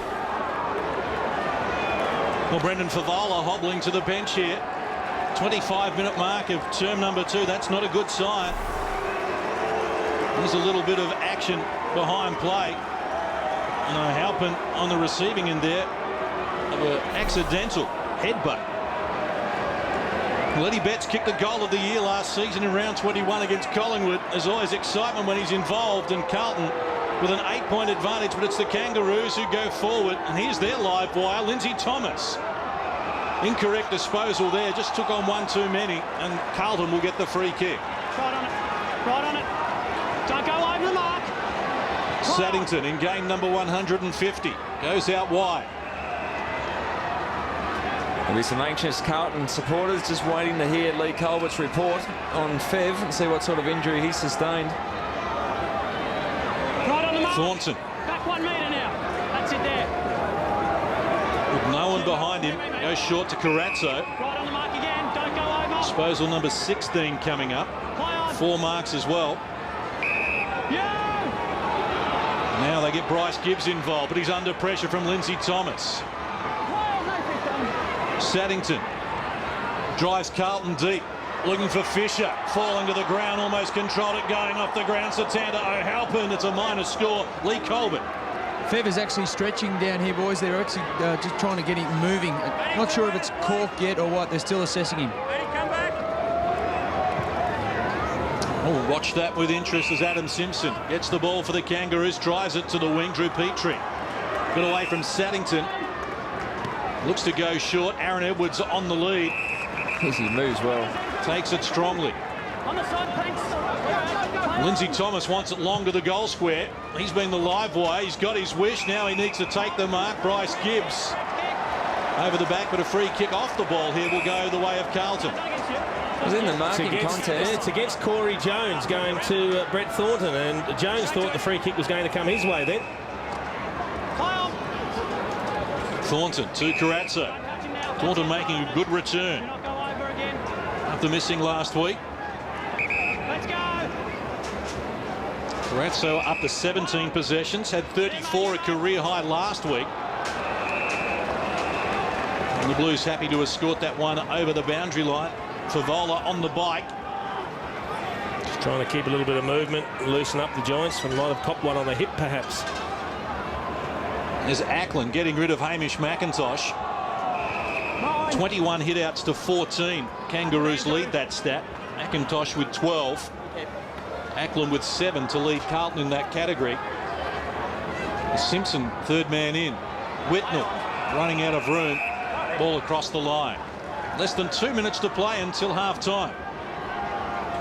He's knocked up getting the ball, Anthony Carazzo, hasn't he? 17 possessions in the first half. Done a great job. Holding injury swallow. Back we come. Free kick will go to the Kangaroos. Seem to have been a lot of these holding the ball or across the shoulder, hands in the back type decisions being paid tonight. 90 seconds to play in the first half. Shannon Grant out on the lead, gets a nudge from Houlihan, who comes up again, harassed by Lee Brown. Lappin coming to the ball now with some room to work into. Good support coming from Walker. O'Halpin on the end of it, takes on Josh Gibson with a turn of foot. Now Brad Fisher lines them up, assesses the situation and does it brilliantly. Fantastic run out of half-back. Started with Houlihan, and the awareness to find O'Halpin was fantastic. But to finish the job, even more important, Lappin, who's starting to run around a little bit, and obviously with Houlihan and some of those important players, especially off half-back, that can really set up a lot of forward thrust for Carlton. Important they finish this quarter off strongly. And go in with a commanding position into half-time. Well, Fisher kicked 2 in the first quarter. Now he has a third.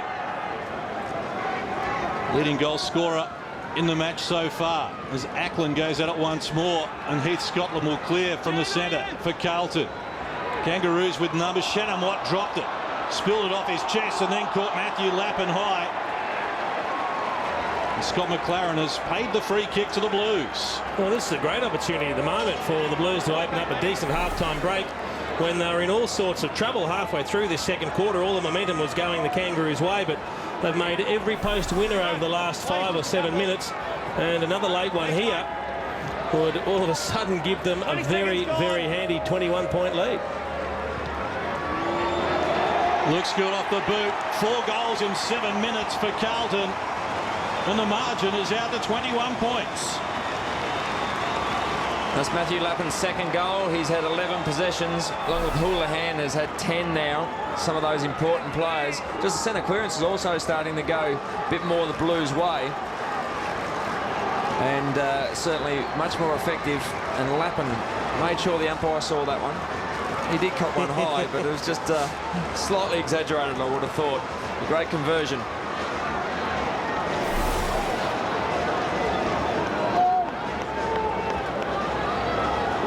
Two goals last week against Collingwood, another 2 tonight for Matthew Lappin, who led Carlton's goal kicking in 2001. And the Blues have kicked the last 4 in the match here and have a game-high 21-point lead, serving it up to the Kangaroos. It's been a good fight back for Matthew Lappin. He started in defence on Corey Jones. He got touched up early in the first quarter and was moved, but now all of a sudden a very solid contributor with 11 possessions and a couple of goals. Play on, play on. Carazzo's done a lot of work for Carlton as Casey Green bangs the ball forward. Here's Corey Jones. Jeez, he can't get away from it. He's got Thornton now, and he's giving it to everyone. Looking for McIntosh, who had ghosted down to the half-forward line, and Hamish McIntosh takes the mark. He's within distance and has kicked 3 goals straight this season. And as he took the mark, his opponent in Ackland, a long way behind. He was a long way behind. The hands went to the face, thinking, "Oh no, this is going to hurt me here if he converts this opportunity." Just lost contact in the congestion of the play. McIntosh was on the end of the ball. Well, they need a steadying goal after leading by 9 points earlier in this quarter on the halftime siren.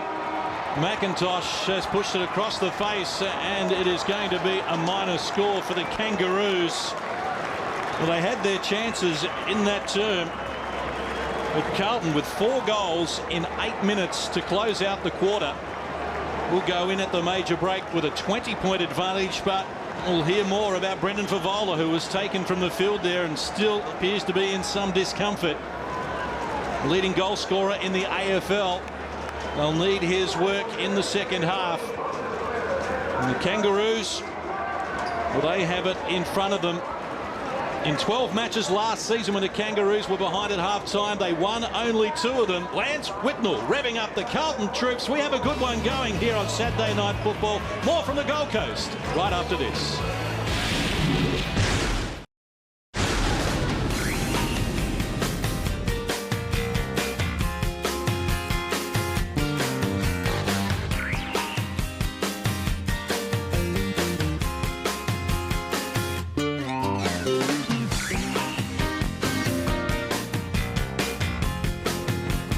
Entertaining first half here at Gold Coast Stadium, and it is the Blues leading by 20 points.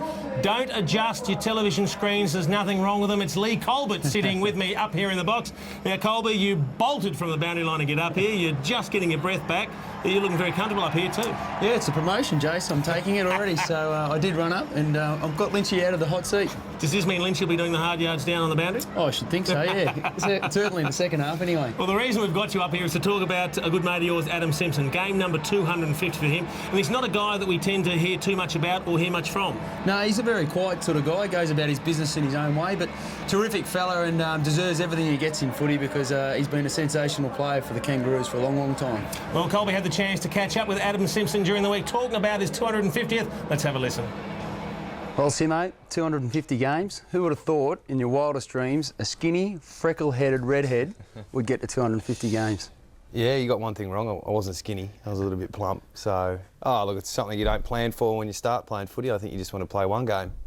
And then that took me 2 years to do. And then to be part of the teams in the 90s was, was a privilege, and then to establish myself in the team from then on was a pretty strong goal of mine, and the game's really crept up, I suppose. I haven't been injured too much, and touch wood, and yeah, it's arrived. Dean's been under a fair bit of pressure this year, but the last 4 games, 4 wins, sensational.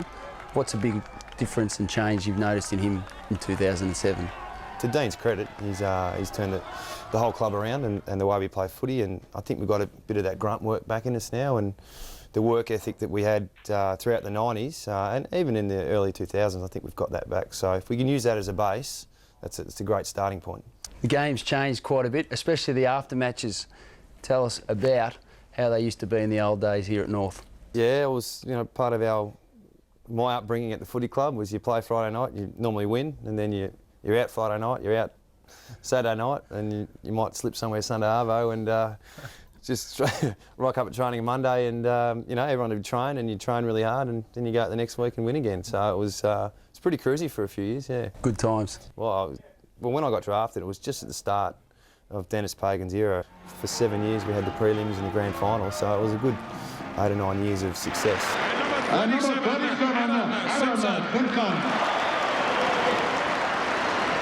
Now, Nikki, beautiful Nikki, your wife, childhood sweethearts. How did that all come about? Yeah, I met Nikki in year 11, first day of school. Tried to sit next to her, and she told me the seat was taken. So I don't think there was a seat for me. I had to go out and get one from next door in the classroom. So yeah, I pretty much chased her down in year 11, and we've been together ever since. So we got married about 6 years ago, and we've got 3 beautiful kids. If you weren't playing football, what would you be doing? I've got no idea, mate. I don't know. I've been playing footy for that long. I would have done a trade, probably an electrician or, Just like Arch, he was an electrician. Yeah, Arch was an E-grade electrician, so I might have done that with him. So, mate, how do you want to leave the game of AFL football? What do you want to be remembered as? On the spot, I'd say I just want to be known as one of those guys who was pretty consistent and reliable, and around the club, just honest, I suppose. And yeah, those 3 things, if I can have that in people's memories, I'll be pretty happy. We can definitely tick all them off, mate. Because this is what leadership's all about. Look, back you come, body on the line, wear one for the team. Take your hat off to Adam Simpson. Simo, congratulations on 250. Great to be a teammate, but also a lifelong friend. All the best. Thanks, Cobbs. Appreciate it, mate. Yeah, wonderful effort by Adam Simpson, 250 games. Just a couple of good mates chatting there on the couch. It's been a great journey for him. It doesn't look like stopping anytime soon. No, he hasn't. He's had great, his body's been sensational. He's played, I think, 250 of a possible 257, so he's had a great run with his body, and he could play for another couple of years for sure. How was your form on the pool table and the table tennis table we saw in the background? They never had a pool table when I was there, Jace, so they've gone up market down there at the Kangaroos. Half-time here at Carrara, it's the Blues by 20 points. We'll have a look at some of the highlights from the first half, and also a Brendan Favola update on the other side of the break.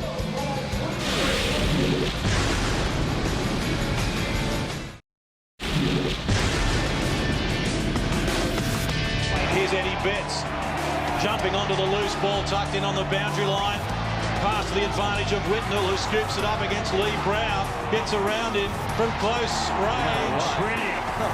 Lance Whitnell has come up with the goods. Well, if you've just joined us, you've missed a very entertaining first half of football here at Gold Coast Stadium. It's Carlton by 20 points, 12-6-78 over the Kangaroos, 18-58. Fisher with 3 for the Blues, Favola 2, multiple goal scorers for the Kangaroos, Corey Jones with 2, and also Lindsay Thomas with 2. Andrew Kratzo, the major possession getter on the ground, with 18.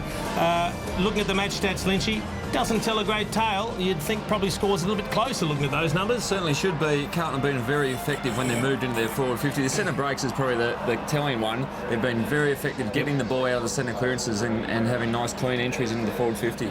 Well, crucial to Carlton's chances of staying in front until the final siren will be Brendan Favola. We saw him go off in the second quarter after a pretty heavy knock. He got sandwiched between a couple of players. Hopefully just a cork. Lee Colbert, as we speak, is down in the Carlton rooms getting the very latest on Brendan Favola. and we'll keep our fingers crossed that he will be taking his place when the second half resumes shortly.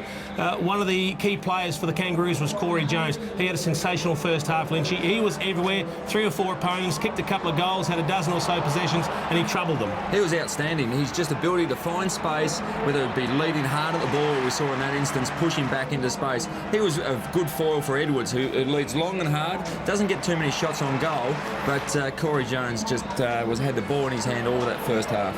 He certainly was everywhere. He was kicking goals, he was setting goals up, he was giving contests, he was beating 2 and 3 opponents. He did it all, Corey Jones, and probably could have had 3 or 4 goals with a little bit of luck, but boy, did he trouble the Carlton defence. He was absolutely fantastic, Corey Jones. It has been a terrific first half. We're hoping for more of the same in the second. We'll take a short break, then we will climb into the second half action here at Carrara.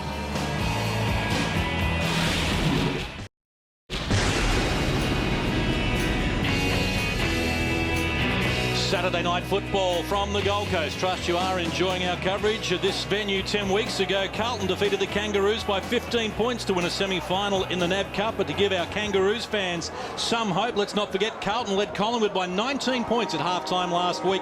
Couldn't get the job done, and also led Brisbane by 13 in round 5 at half-time and went under. But more importantly, let's get an update on Brendan Favola as we go down to the boundary line and Lee Colby. Great news for Carlton fans. Brendan Favola's okay. He's going to start this quarter. Got the mail from the doctors and physios of the Carlton Footy Club. So I'm just hoping that he gets out there and plays, because I'm going to look like a deal otherwise. You're looking pretty good at the moment, Colby. Favola and Michael Ferrito. Favola coming up with 2 goals in the first quarter. Well, the test for Brendan Favola will be when we see him on that first long lead, if he can hit top pace, and the first genuine physical contest where he's got to throw the body in. And the first test for the Kangaroos will be how they go about this first 5 minutes. Their attack on the ball, their tackling pressure that they've had over the last month certainly hasn't been to the level that we've seen in recent times. They have to pick that up. They have to harass and put an enormous amount of pressure on the Blues ball carriers. And one player that has been down, Shannon Grant, one of the leaders around the club, only had the 3 possessions in the first half, sorry. Simon Meredith does the honours. We're underway in term number 3. Brent Harvey gets the ball off the ground. Now an opportunity for Andrew Walker. Satanta O'Halpin getting involved as well, but Carazzo took on one too many. No, in fact, he's won a free kick for a little too high. I reckon he got lucky. He ducked into it, I think, Brent Harvey's saying, but the right arm just snuck up over the top of the head. He had him cold, Harvey. Probably should have done a little bit better with the tackle. Well, Jordan Russell's available here, but they're unable to locate him at the moment, Carlton. And Saddington goes to Heath Scotland. As a man available out on the wing, and works it out now with Carazzo, covering plenty of territory, goes onto the left boot, short pass, had a little too much on it, and that's a great mark in the circumstances taken there by Daniel Pratt. Short to Sinclair with 2 bouncers, working the boundary line up to the wing. Hard lead by Corey Jones, couldn't reel it in. Ball trickles over the line, and we'll have a boundary line throw in. Well, it's good news for Carlton that Brendan Favola's out there, but not so good news just looking at him when he's actually running around a little bit proppy in the jog, so we'll have to wait and see whether he can contribute in a meaningful way. O'Halpin takes the front position away from Hamish McIntosh. Brent Harvey gets the loose ball for the Kangaroos. In the run around, goes with the handball again. Sinclair gets support. Kangaroos go to the half-forward line, and here's Shannon Grant. Has only had 3 kicks, but he's kicked 2 goals. Goes quickly. Ball eludes his forwards, however. Carlton with an opportunity to clean up. A hand pass there from Jared Waite, and it's over the boundary line. He's a bit slow getting up, Thomas. He rolled his ankle about a minute ago in a contest. Arms up, go on the ball. Just a bit proppy at the moment. Kangaroos in attack, trying to milk a free kick. Lindsay Thomas, and he's done it. He's milked that nicely. Another free kick given away by the Blues in their defensive 50. They just can't afford to do it, mind you. That is as soft a free kick as you'll see. He just dropped to the ground. Like a few of the other shots on goals that the Kangaroos have had have been legitimate free kicks, but softish. But that was very, very soft. You can see Bryce Gibbs just explaining to the umpire, I actually didn't do anything. Kicked a goal from a free kick in the first term. Lindsay Thomas comes in again from 25 metres out, and Lindsay Thomas has a career-high 3 goals here. Well, luck's a fortune. You've got to make the most of it when you get a break in this game, and that is a very, very soft free kick for Lindsay Thomas. But most importantly, what he did do was capitalise on it. We can see the ruck contest there. He does get down to the fall of the ball, but he just throws himself to the ground. Absolutely nothing in it, but luck's a fortune. You know what happens next time he's about to get tackled? He's going to throw himself to the ground again and try to milk another one. Gibbs will bounce back from that, I'm sure. What a night for Lindsay Thomas. 2 goals, 8 coming into this match, and he's kicked 3 goals, 2 here. The teenager with his best result of his short career so far. Kutafides running onto the tap, feeds Carazzo. Up to 22, Carazzo. Another career best looming for him. That's a good mark taken by Jordan Russell. Running with the flight of the ball, wants to play on, goes to Walker. Takes on Harris. Here's Anthony Kutafides going with the left foot, but he has missed to the near side.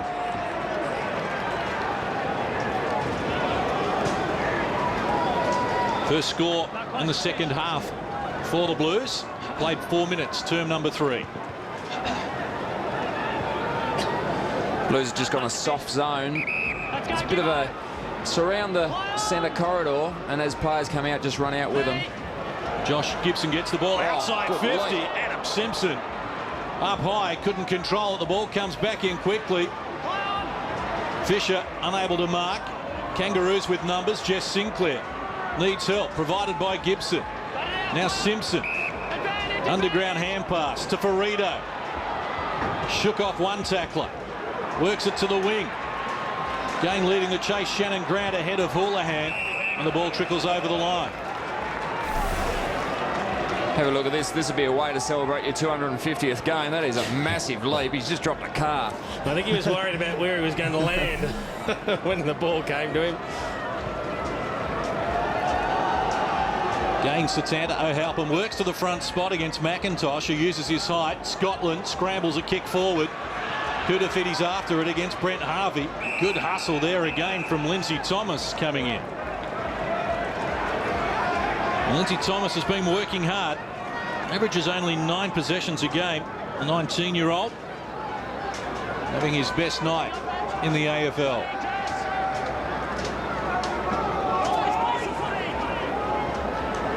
O'Halpin takes it out of the air and lost control. Yeah, and he's going to pay the penalty. Yeah, once you take the ball out of the air, you've given away any prior opportunity, and was tackled and free kick.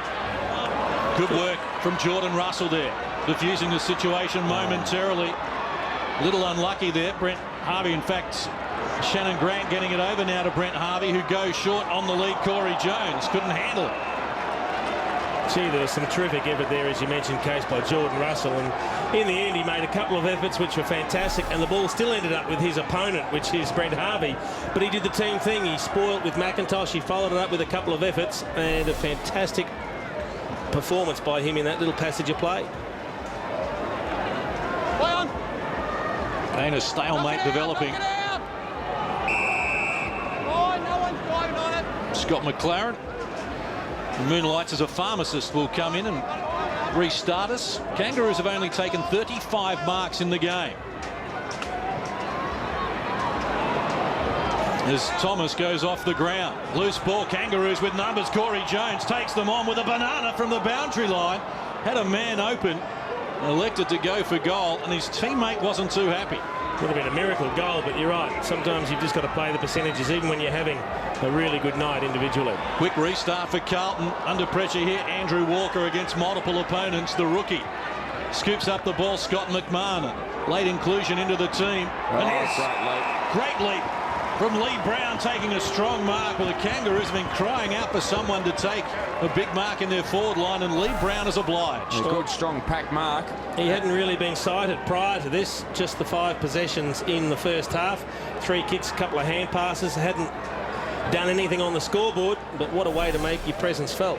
Just couldn't quite get his fist near the ball. Just had to go harder and close the space in that last yard. 4 goals last week against Essendon, kicked 3 against Carlton round 12 last year, and the Kangaroos have got the first 2 of the second half. It's game on. And Lee Brown, as you just said, Jace, like Shannon Grant, had quite first halves, but both have played in the forward 50 at the start of this third quarter and will be big influences if the Kangaroos are going to get back and hit the front against Carlton. If you've got a forward who can take a pack mark like this, it's very handy. You don't have to spot up passes to forwards that are well clear. Just bomb it up, let them jump.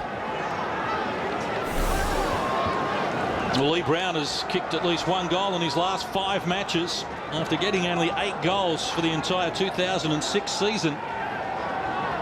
And the Kangaroos have closed the gap here. An 8-point ball game as Heath Scotland drives Carlton to their half-forward line. Ross Young out leading the charge, taking on Casey Green, but they escorted over the line.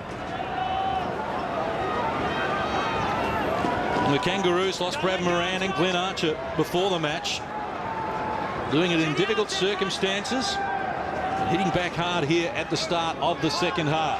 Eddie Betts running onto the loose ball, didn't get enough on the kick, shut down. Likewise Daniel Pratt. Eddie Betts comes back for seconds. Daniel Harris joins in, immediately taken front on, and will need the umpire's assistance once more. Well, they're desperate for a steadying goal, the Blues. You mentioned, Case, they've led by decent margins at half-time a couple of times already this year, led by 20 points tonight, and all of a sudden doubts will be in their mind if they just keep conceding goals.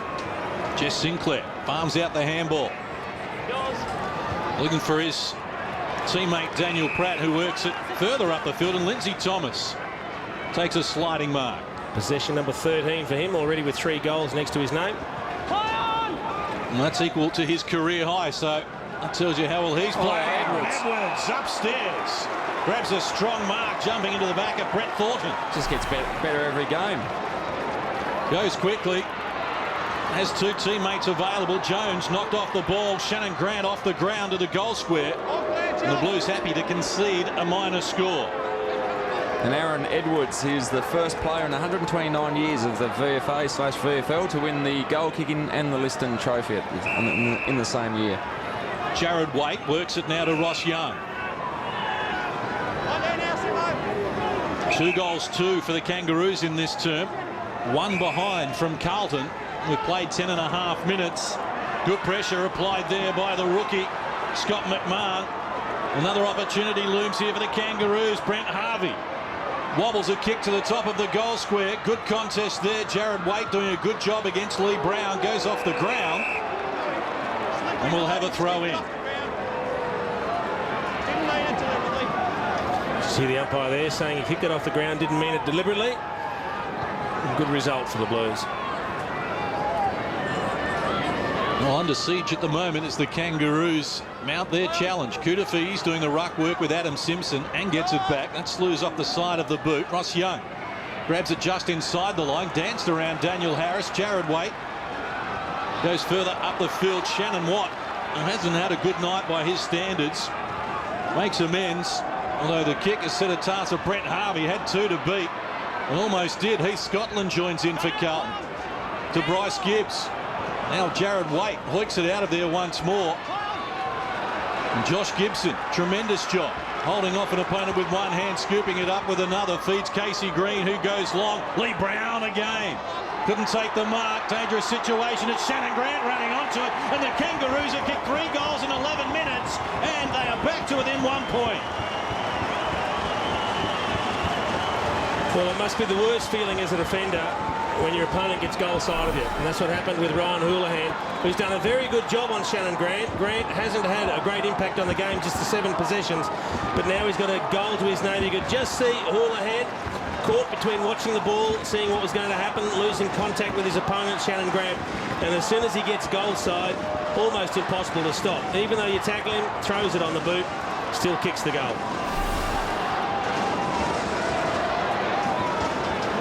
And Shannon Grant carving up Carlton again. 5 goals in round 12 last season, backing up his 3 from last week against Essendon. He's doing it from limited possessions, isn't he? Making everything count. 1 point lead for Carlton. The Kangaroos throwing everything at them at the moment. Now the Blues try and work it free. Bent it, took them on. Lucky to escape. Walker fends off one, jams it onto the boot. Whitnell couldn't take it. Good spoil there from Shannon Watt. Jess Smith gets involved. Now they work it out wide. And the Kangaroos work it to the half-forward line. Aaron Edwards on the half volley, couldn't reel it in. Koutafidis. Good job by Edwards, a nice second effort. And there's the rookie Scott McMahon to help it over the boundary line. And Carlton coaching box. There's a bit of experience in there. A little bit of nervousness as well by the looks of things. Sinclair trying to make something out of nothing. Brady Rawlings knocking the ball forward. Edwards getting involved. And Carlton are desperate at the moment, and so they should be. And while that ball-up's taking place, Edwards comes off for a well-deserved rest for the Kangaroos, and Drew Petrie back onto the ground. Intensity certainly picked up from the Kangaroos. Their work rate's much better, and as you said, Case, he's not one-dimensional. You know, it's late in the night. Edwards, he works hard. His second efforts are great. Here's Corey Jones, bustled off the ball by Heath Scotland. Jess Smith gets it to Sinclair.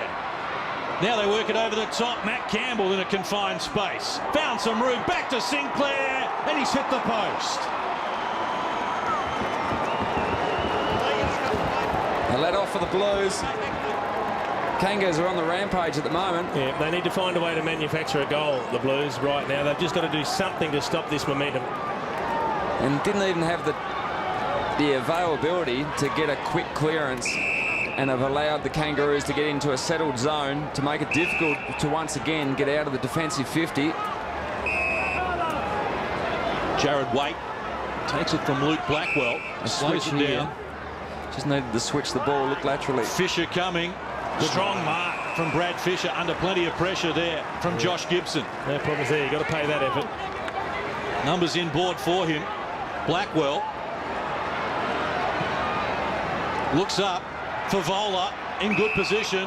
Whitnell goes down as well, and a free kick is going to be awarded to Carlton. I think they'll feel a little bit of justice there, the Blues, because they've given away plenty to the Kangaroos and the Kangaroos forward line. Now a free kick up forward for the Blues.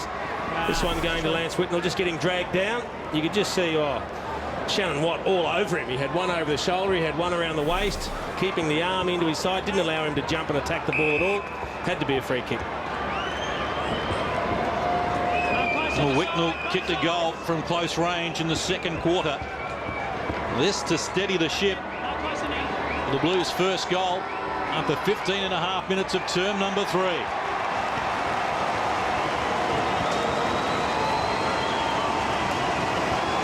They won't care how they got it, the Blues. The most important thing is just that they did in fact get it. They needed a goal to stem the tide, just to stop the bleeding a little bit, because it had been one-way traffic. All the Kangaroos in this third quarter, they had the first 3 goals of the quarter, and the Blues didn't know how they were going to get their next goal, and in the end it came from a free kick.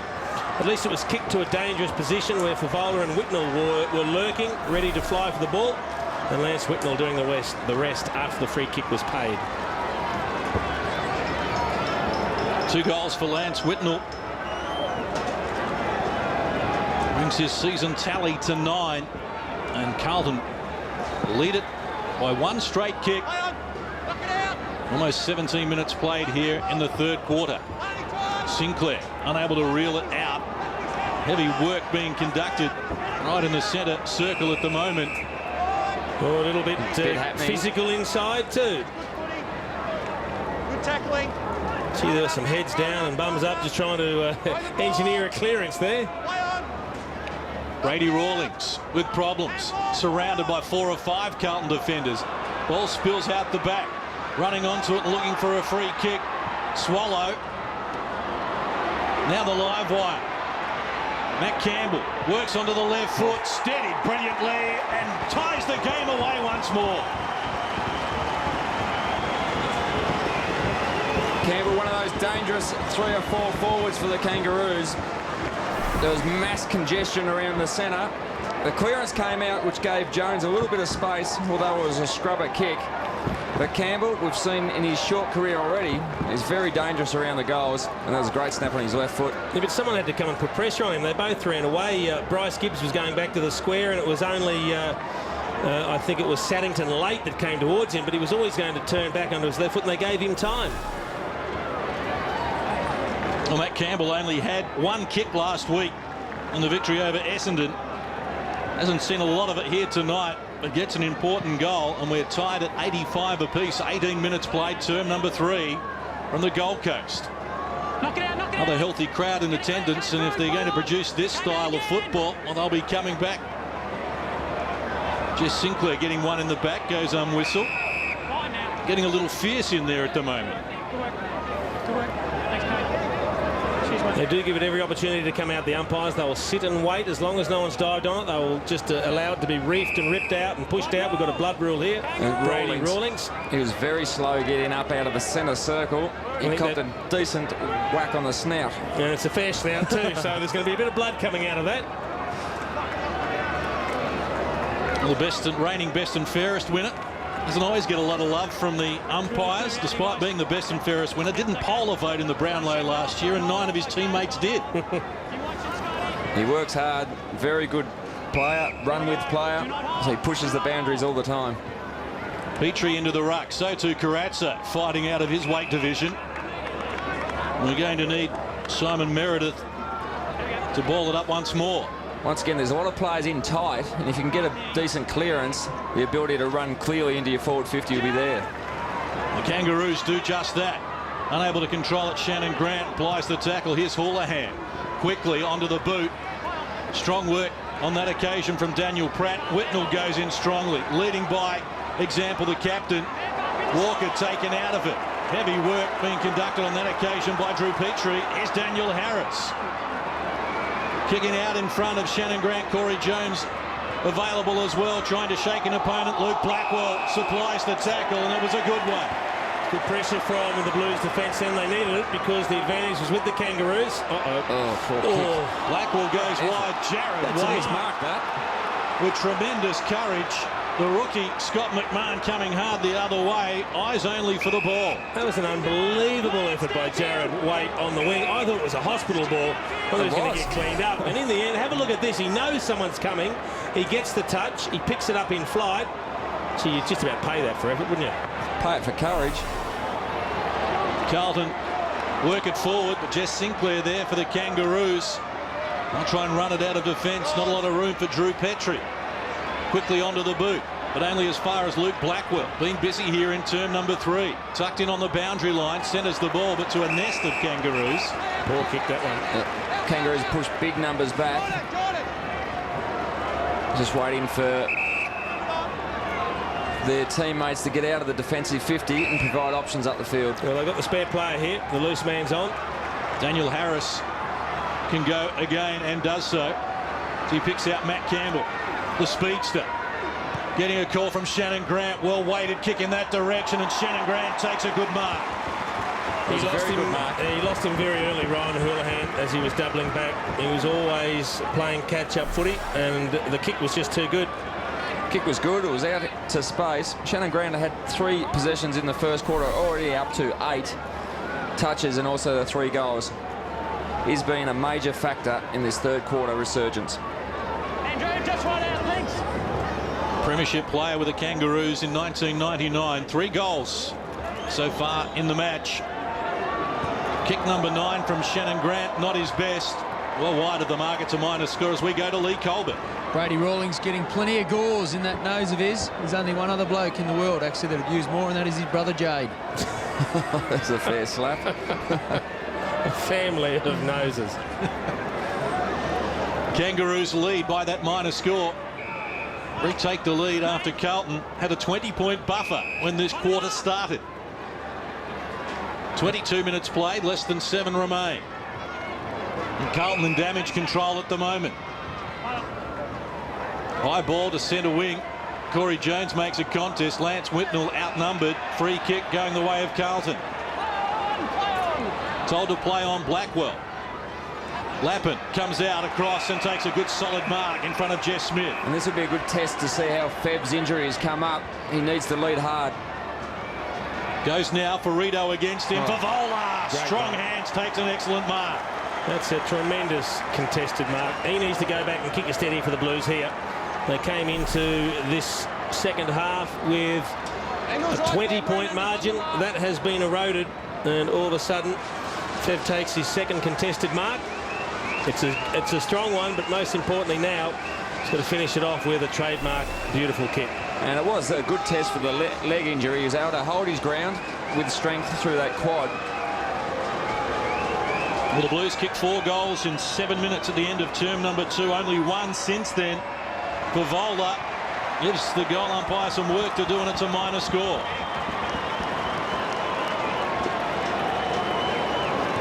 Locked up at 86 apiece. 5.5 minutes remaining, term number 3. Blues got to work. This is where they've got to put all their hard work in, the defensive pressures, to make sure there's not an easy exit. And they've got numbers here. Looking for the captain, but he can't get to the contest. He was held out of it. And that allowed Kane Ackland to come in and take a strong mark. He works it back in the Favola direction. The Kangaroos get numbers back. And they knock the ball out of the danger zone. That was good work, because they set up a zone and there was mobile, so it was confusion for the Kangaroos where they were going to kick it. Had to bail out by going long, and that was shown to be the wrong option. Petrie trying to work it and goes back for seconds. Jess Smith. Now it's Casey Green. He'll be happy to run it over the line. It's a minor score. Another psychological victory there. Brent Harvey's just come onto the ground. He's all on his own in the centre square if the long kick can come from Ferrito. Goes in that direction now, and he's all alone. Well spotted, Jason Dunstall. Harvey off and running. Off to the races. He's going beyond Grant. The goal square. That's the direction they head now. And the mark is being taken by Lee Brown. He's paid the mark. He's paid the mark. Good use of the body. Well, apparently so. Sunnington's certainly gone to ground. Be very interesting to have a look at that. Well, he definitely used the forearm, Lynchy, but even if you use the forearm, you can only use it to a certain extent, can't you? And I've seen that paid a few times, but he's got the kick. He's taken the mark. He's got to go back and slot it. Looking for his second of the quarter. Lee Brown comes in and delivers the lead back to the Kangaroos. That was a good answer from the Kangaroos. They're under pressure at the other end. The defensive pressures for the Blues were working well, but Harvey's just wandered onto the ground, enormous amount of space, and the fact that he could run easily through the centre square and find a target, in the end, was adjudged to be a good mark. Well, Lee Brown, 2 goals in this third quarter. Well, Lee Brown is getting the job done up forward for the Kangaroos. Carlton's Eddie Betts has been taken off the ground. Didn't look in a very good condition. And that's going to hurt their goal-scoring capacity. McIntosh works it out. Here's Carazzo, disposal number 24, getting it wider for Cade Simpson, who goes around the body indiscriminately. Didn't help his forwards a lot. And there's Daniel Pratt. He's had a good game, clearing up as he goes to Shannon Watt out to the open spaces. Edwards leading Jared Waite. He's been a rock in defence for Carlton. He's paid deliberate out. You can see that one coming. Jared Waite went with the big fist off the ground, and there was no one in the vicinity, and it was paid against him. McIntosh has worked forward again, found space. And there's enough space in the forward 50 to find a target. Looking for Lee Brown once more, has 2 to beat. Running onto the ball, here's Matt Campbell, and he's got the job done. The Kangaroos are running riot on the Gold Coast. The biggest difference now as they open up a 2-goal break, the Kangaroos, that I can see, is they're full of running and the Blues have stopped. They've got more running the legs, the Kangaroos. They're certainly winning the ball around the contest. The stoppages and the clearances, they're just manufacturing a clearance in any way, shape or form, and then using superior run, players prepared to really work hard, run into space, give an option, and it's certainly starting to tell on the scoreboard.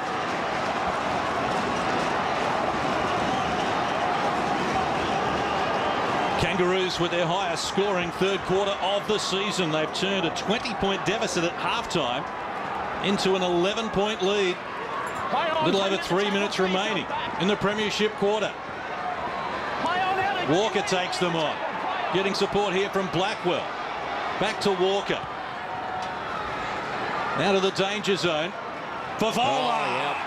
That's a good mark. Oh, boy. And I'd love to see the replay on that one. It's topical tonight because we've seen some long balls going to forwards. Have a look at the replay here. Have a look where Fev's hands are. He gives you straight in the back. a massive shove. That should have been a free kick to Frito. And there are some Kangaroo supporters at home that are absolutely filthy on that one. Yeah, you spotted that one early, Lynchy. I think we both wanted to have a look at the replay. And again, very quickly dried the ball on his jumper, Fev. Kicked 2 goals in the first quarter. Brendan Favola came off in the second, but has added a third, and Carlton is still in the race. It's one of those breaks you've got to capitalise on. Fev's taken the ball in the hands. As the rule is written these days, it was a free kick, and we picked it up early, Jace, because it's probably exactly what we would have done. Oh, look at that. Would have had both hands in the back, given a good shove and taken a mark. And look, that probably makes up for the one that Lindsay Thomas got at the other end. He got a cheap free kick in front of goal. Favola gets away with a mark there that should have been a free kick to Frito. Squares the ledger.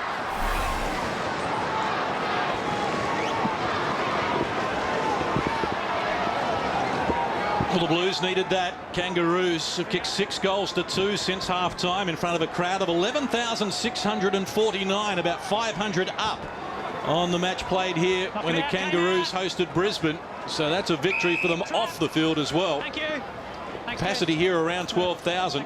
And every reason to get a good crowd here when you've strung 4 wins in a row together. So why wouldn't they be jumping on board, the Kangas fans? And they'll be coming back if they're going to serve this up on a regular basis. Trouble. Brent Harvey running onto the loose ball. He's got the quicks, this young man. Hooks it around the body intelligently and with experience gets the 7th goal of the quarter for the Roos.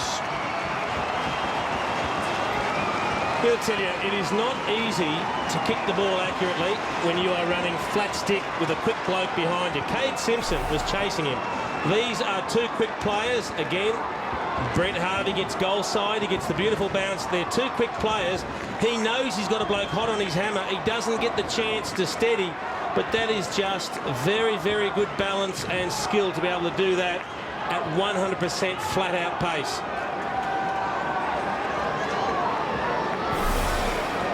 Well, Brent Harvey enjoyed that. He's kicked goals in 7 of the 8 matches so far this season. 30-minute mark of the 3rd term. Still 2 minutes to play as Carlton go forward once more, looking for Lappin. Nice work from the rookie, Scott McMahon. Now Gibson, who's been solid all night, needs to get rid of it quickly. Good pressure applied by the Carlton forwards. Andrew Walker around the body. Here's Farito. Takes on Favola. The ball's gone across the line. We'll go to Lee Colbert. John, as you mentioned, Eddie Betts came off a little bit sore, went straight down the race, getting some attention to a lower leg. So stay tuned for that one. We'll wait for the update. Ball dangerously in front of goal here for the Kangaroos. Gibson taking them on. Andrew Swallow in support. He's run down as well. Now it's Fisher. Excellent smother from Brady Rawlings, diffusing the situation, but only as far as Satanta O'Halpin keeps it alive. Good hands. Ross Young on the end of it. Lappin took his eye off the ball. Bad hands. Oh, what are they doing? The yin and yang of this, and that is a poor disposal from Lappin. Well, the Kangaroos have talked them out of this so far. Shannon Watt takes them on. Couldn't get a free kick. Good defensive work there from Jared Waite. So hot footy at the moment. Matt Campbell goes with a tunnel ball. Shannon Watt goes again. They're severely outnumbered, the Kangaroos. Shut down. Murphy works it out wide. Blackwell. And Hamish McIntosh back on the last line of defence, running it out for the Kangaroos. Will put his teammate under pressure, Daniel Pratt. Gee, was it an effective hand pass, or was it one of those that popped up before he punched it? Might have got away with a lucky one there, but some good defensive pressure from the Blues. That's what they've got to do more often, because the Kangaroos too easily taking the ball out of defence at times. Dean Laidley looking a little bit nervous, but he'd be happy with the fight back in this 3rd quarter from the Kangaroos. 30 seconds left, term number 3. Can Carlton manufacture something? Well, Ross Young didn't like the look of that as soon as it came off his non-preferred right foot. And the Kangaroos had pushed every one of their players into the defensive half as the forwards stream towards their forward 50 now to create some space. Now, Casey Green's all on his own. They've got to man up, Carlton, and make them kick to a contest. Hamish McIntosh is the target. 3 men up. Josh Gibson joining in as well. Now Carlton going nowhere. And Scott McLaren will come in. Concluding stages of term number 3. And what a quarter it has been for the Kangaroos. They started this term down by 20 points. Great comeback, and it's a team that's very much rebuilding. There's some experienced players at the top end, but there's 9 players that have played less than 25 games, so they're very much in their infancy of their career. Well, that is all for term number 3. We are set up for a pulsating final quarter here from the Gold Coast. Bit of push and shove after the event as well. There's plenty of feeling in this. Kangaroos have come up with 7 goals, their highest scoring third quarter this season, and they lead it by 11.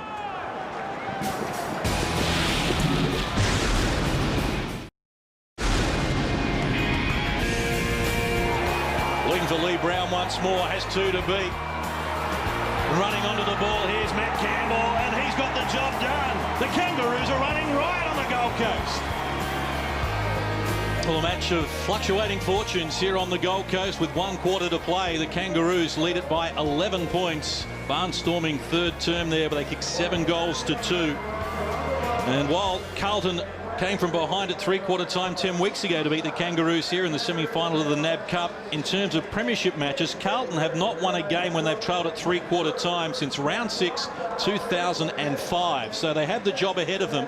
And the Kangaroos looking to make it an auspicious night for their captain Adam Simpson in his 250th appearance. They were really tough at the ball there. Interestingly, Adam Simpson had them all arm in arm as they came out after half-time, was talking them up, and they did a great job there in the third term. As we go down to Lee Colbert, who's standing by with the Kangaroos assistant, and a former premiership winner, Darren Crocker. Darren, great third quarter. The boys really showed something then. Yeah, mate, look, we addressed things at half-time. We weren't winning the contested footy. The clearances were down, so we just need to start getting our hands on the footy a little bit more, getting it into our forwards, and that quarter, our crumbing forwards came into the game. Matty Campbell, Lindsay Thomas, and we started to get some ground-level goals. And you were pretty animated in 3/4 time, Croc. You had a bit to say to the backs. Well, mate, the only memorable milestones are the ones you win. So for Simo, 250 games, just encourage the boys to get over the line for him. Thanks, mate. All the best. No problems, mate. Darren Crocker there with a former teammate, and the coach Dean Laidley trying to get his team across the line here for their 5th straight win. They won their first 5 games of 2005, and this is an important one, foreign territory, in the sense that they came into this match as favourites, were expected to win. And what a season it could have been if they were able, in those earlier matches, really should have defeated Collingwood in round 1. Or a kick away from Port Adelaide deep in the 4th quarter there in Adelaide, and lost to Hawthorn by 21 points after they led at half-time as well. They've had a good season, but they need to finish the job here against Carlton. They certainly do, and as for Carlton, well, what can they pull out in the last quarter, because they really struggled to pose any sort of attacking threat in that third quarter. Fev's not quite right. He took a couple of strong marks, which was tremendous, but whether he can get on his bike and actually go on the long lead remains to be seen. They've got to identify some avenues to go outside of Brendan Favola taking a contested mark. And the other thing they've got to do is they've got to win some of the contested balls, some of the clearances around the ground. The Kangaroos have got on top in the clearances, and if Carlton don't get some good quick ball forward, it's hard to see them getting back into this, Lynchy. Yes, that's right. So the clearances have gone back the way of the Kangaroos, and the Kangaroos in that third quarter cleared their centre-half forward position, pushed all their forwards deep, so there was plenty of room to run in through to the forward 50 and get shots on goals. They found effective forwards in Edwards, Campbell, Thomas, Grant and Brown been able to take decent marks and crumb on the ground. So important start to this quarter for the Blues. They've got to do exactly what the Kangaroos do, and threw everything at it at the start of the quarter. Eddie Betts with the tracksuit on, so I wouldn't be holding too many hopes of him having any sort of impact, if at all, getting back out on the ground for the Blues. Favola injured at the moment as well, but on the field, they're the only 2 players who have kicked more than 10 goals for Carlton this season. So the job ahead of the Blues, but they came from 8 points down. They got the job done earlier this season as we get back underway in the final quarter. The Kangaroos knock the ball forward through Hamish McIntosh. Here's Harvey getting onto the loose ball very quickly. Coming out, Shannon Grant against Andrew Walker. Grant working hard, trying to work the ball out, and does so now. O'Halpin taken to ground. Heath Scotland there to clean up for Carlton. Adam Bentic with problems. Petrie throws him to the ground. Ooh. And Lee Colbert is working overtime tonight. Yeah, I'm having a great time down here. This is sensational. I was going to swap you too, Colby, but you can stay there now. I've got a python. Can only hope it's a venomous one. I'm scared. Get back to the footy. Here's Petrie putting it onto the boot. Shannon Grant with space, with time, with accuracy, snaps the goal for the Kangaroos to start the final term.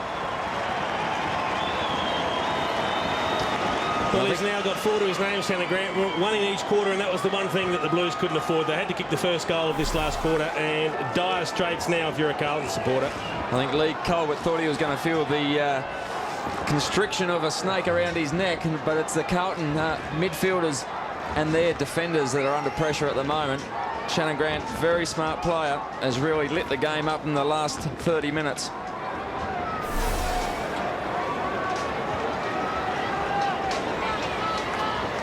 Well, Shannon Grant, who kicked 5 goals against the Blues round 12 last season, continues to haunt them here. Game high 17-point lead for the Kangaroos. Carlton led by 18 middle stages of the first term. But it's been largely one-way traffic since half-time for the Kangaroos, and they're doing it without their inspirational shin-boner of the century, Glenn Archer. There was a late withdrawal from the team along with Brad Moran. And this is where the Kangaroos have been good. They've pulled all their forwards back, right deep inside their forward 50, and there's space around the square. To get a clearance here, they get an easy entry again. Houlihan to Heath Scotland. Around the body to the half-forward line. Chance for Mark Murphy. Carazzo farms it out, but only as far as Brent Harvey, who's had a tremendous second half. Simpson goes long. Looking for Shannon Grant in a tangle there against Andrew Walker. No whistle. Petrie coming across to help out. Saddington with problems. Strong tackle from Petrie. Cleaning up here, Scotland. Almost dispossessed. Harvey at the ball once more, but it's gone across the line. Unfortunately for Carlton, Brent Harvey has got away from Jordan Russell. He's just starting to get too much of the ball, and he's too damaging when he does get it. O'Halpin wins the tap, but has to go back and try and rove the ball as well. Now a stalemate develops. And umpire Chris Camelins will come in. 24 touches and a goal to Brent Harvey. Simpson gets a decisive knock for the Kangaroos. Here's Harvey again, dragged over the line. Just seem to be very much in control. Big ball winners for the Kangaroos, are dominating this contested situation. And the Blues need some inspiration. Not doing enough at the moment as O'Halpin barges his way out of the pack, but has kicked it out of bounds on the full, and Brent Harvey will get the free kick. You just struggle to see where the influence is going to come from for Carlton. Which player or players have the ability to actually grab the ball a number of times and have an impact? They just don't look likely at the moment. Petrie, excellent pass in his direction from Jess Sinclair, and the quick lead from Petrie, and he will shoot at goal from 45. That was just way too easy, and this is way too easy as well. Going short to the pocket. Picked up Aaron Edwards to Shannon Grant, who needs support provided here by Casey Green. Retreats to Simpson, quickly onto the boot, intelligently to Daniel Harris. Hasn't seen a lot of it tonight, but he's kicked his goal. Kangaroos are just playing with them now. Yep. There was no intensity from anyone on the Carlton team. Too much space for Jess Sinclair to hit the target in the forward 50. And have a look here. Simpson just flicks the ball around on the foot. Just playing games with the Carlton defenders at the moment. An easy shot on goal.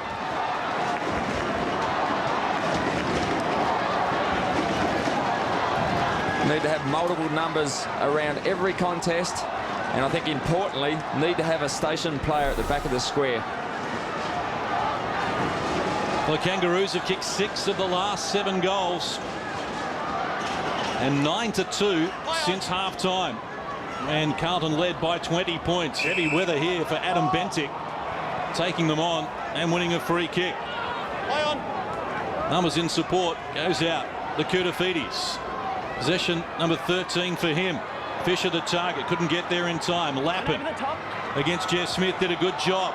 Whitnell's already kicked one miracle goal tonight, but on this occasion he's well offline as we go down to Lee Colbert. Just had Scrubby the Python around my neck, lads, and Scrubby's from Currumbin Wildlife Sanctuary.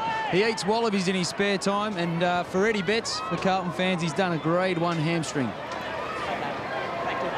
Well, that's going to add to the misery for Dennis Pagan. Yeah, he, apart from Favola, is probably the only player you would think for Carlton could come on and go bang, bang, bang, kick 3 quick goals in a quarter and change the face of the game.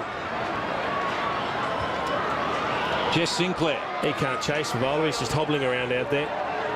O'Halpin drops the mark. Continues to check the ball, though, off the side of the boot. And Gibson clears the space there for Jess Smith to take the mark. Matt Campbell drops what he should have taken. Still got time, though. Has support. Simpson back to Campbell again with ball handling problems. Lappin working hard for the Blues. Likewise Fisher. And now Adam Benting. Scott McLaren will come in and restart.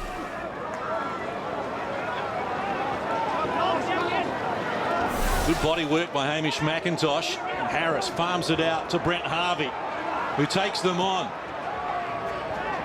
Pass for Corey Jones against Houlihan. That's good work. Corey Jones got his body in harder and lower than his opponent there and copped the free kick.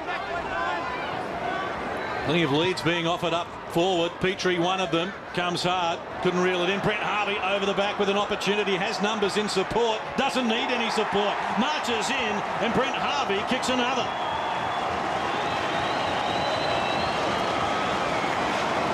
Far too easy, and unfortunately for the Blues supporters, they've seen this far too much this year. Been well and truly in the game for most part, or certainly a fair portion of today's game. But the intensity has dropped off, and Harvey's just waltzed around on his right foot, racked up his 28 possessions, dominated through the midfield. With inside 50s, Harvey alone has got up to 8, as well as his 2 goals. Look, he's tried his heart out, Jordan Russell, on Brent Harvey. He's been well beaten on the night now. Harvey with 28 touches and 2 goals. But on that occasion there, Russell was the one who put his body in, backed into Drew Petrie on the lead. He did his part. No one covered Brent Harvey, who just strolled in to kick an easy goal. Carlton with an opportunity now as they work the ball out to Cade Simpson. Go all the way. Space to work into. 45 and closing. They could do with a goal, and Cade Simpson has provided it.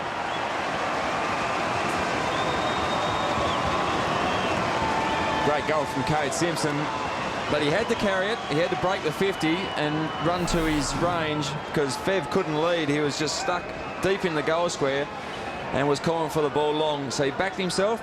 Once you, as a ball carrier, you can see the forward 50 line, got to get to it. Know that once you get there, you're a chance to kick a goal. And I think it has come off the boot, floating all over the place, but it's managed to get through.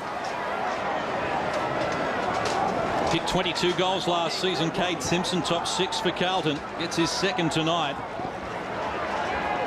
You see Scotland scurries out of the centre with the assistance of Ryan Houlihan. Carlton trying to mount a rearguard action here, add some respectability to the scoreboard. Lappin takes the mark. Plays on quickly. Shannon Watt couldn't control the mark. Favola taps it to the advantage of Whitnell. Dancing around. Good vision. Couple of defenders and excellent pass. And he'll probably take him to the goal line there for 50. Gee, he didn't do much, Daniel Pratt, did he? No, it wasn't much. The rule is if you're not in the marking contest, you cannot come in and claim the player. But I think because it was 15 metres out, it was an easy decision for the umpire to make. And just make sure of the goal. Comes in, gets the job done. Cade Simpson kicks 2 in a minute. Well, maybe there is still a little bit of hope for the Blues. A couple of quick goals, all of a sudden the margin back to 17 points. And that's got to give them a little bit of belief.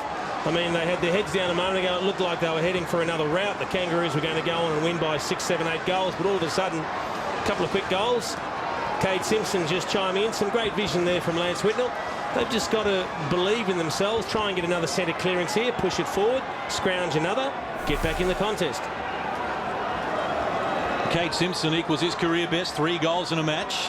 Kick 3 against Brisbane in round 5, and they're off and running again. Bentic gets it out.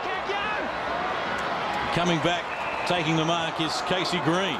Now, can they man up and put pressure on the Kangaroos and not let them just control the footy and go down and kick another goal? Well, that's the thing. They've spread hard, the Kangaroos. McIntosh has got out by himself. And they go in that direction against Koutafidis. Hamish Simpson. Well, McIntosh takes a strong mark. He works hard off the ball, McIntosh. He's a big man. He's good in congestion. He's good with his ruck work. But as soon as his teammates grab the ball, he works very hard. 27 hit-outs for McIntosh tonight as well, as Sinclair gets the Kangaroos forward once more. Petrie worked under the ball. Aaron Edwards is there looking for the support of Lindsay Thomas. Intelligent pass from Lindsay Thomas, and Drew Petrie's on the end of it. Great vision. His initial reaction was to have a snap-on goal. Saw Petrie was available, and just on the left foot, hit the target. Class act. Now, they just look fitter than Carlton, the Kangaroos. They've run themselves into the ground. They've run straight over the top of the Blues. They've continually surged forward. We know they had a massive pre-season, the Kangaroos. It's certainly showing. Drew Petrie has kicked a goal at least once in his last 5 matches against Carlton, but he's missed from easy range and just left the door ajar for the Blues. Not even halfway through the last quarter. There is plenty of time. It's just that the nature of the game dictates that it would be a massive surprise to see Carlton get up and win from this particular position, but funny things have happened. Houlihan to bring Carlton out of the defensive 50. Good distance with the kick. Lee Brown over the back of Satanta O'Halpin, spoiling the marking situation. And look, I don't mind that. The kick from Houlihan, he played on. He kicked it long to the edge of the corridor, but he didn't go too wide. They had numbers in the corridor, and they're going to try and do it that way. Played 12.5 minutes of this final term. Each of the first 3 quarters has been 30 minutes plus. I'd like to see O'Halpin, if he can get a bit of a spell, Ackland go into the ruck, maybe go to centre-half back and replace Waite, push Waite forward, try to grab an extra couple of goals. Knock it out, get it out of there, knock it out! Knock it out! Ball going nowhere. Well, statistically, Kangaroos with their captain Adam Simpson on the bench with Brent Harvey getting warmed up for one last hurrah, but they are the worst last quarter team in the AFL. They've won only 1 of their 7 last quarters so far, Carlton, and that was in round 1 against the Tigers. It's been a very tough night for Mark Murphy. Just 6 possessions. He comes off for another spell. Bryce Gibbs handballs over to Thornton. Poor hand pass. Picked off partially by Shannon Grant. Corey Jones with a right foot. Lee Brown hooks around the corner.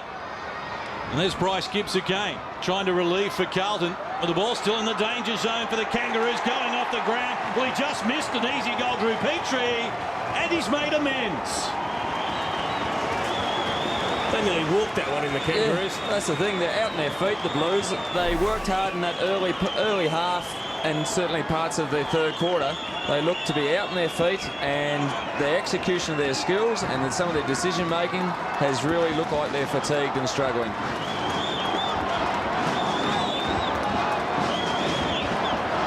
And don't you like those little goals as a forward? Just toe one over the line from a couple of metres out.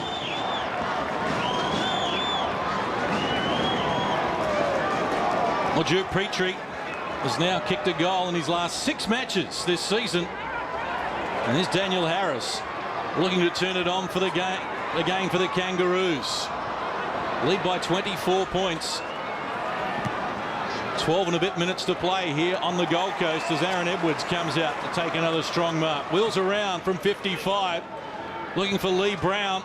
And at the front, almost taken by Lindsay Thomas. He's now got problems as Bryce Gibbs supplies the tackle.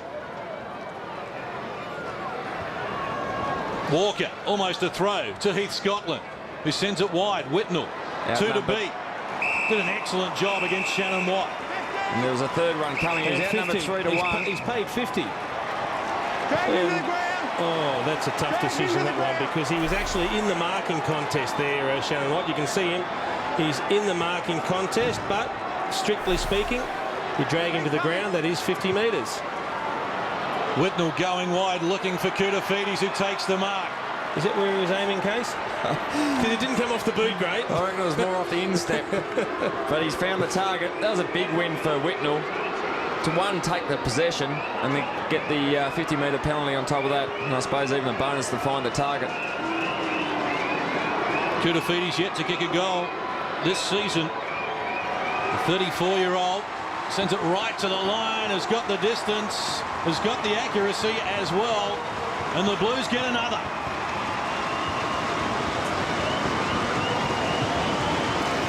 Again, back to that 3-goal margin. They're just not going to go away, the Blues, but unfortunately you get the feeling they're not going to be able to do enough to really put some serious pressure back on the Kangaroos. Halpin comes back on for Carlton. He's gone forward, deep forward, with Ackland in the ruck. So now you've got a Halpin down in the square, you've got Favola down in the square, and you've still got Fisher and Whitnell in the forward 50. So some marking targets there, but not enough quality ball coming down. 18-point margin, 16.5 minutes played in the final term, and Carlton on the burst again through Heath Scotland. Gibson backed himself, knocked down the ball, now goes back for seconds. Has been good tonight, Josh Gibson, with a left foot to the half-forward line. Opportunity now for the Kangaroos, and Campbell puts on the Jets against Brett Thornton, sends it deep, dangerously looking for Lee Brown, and he makes the mark.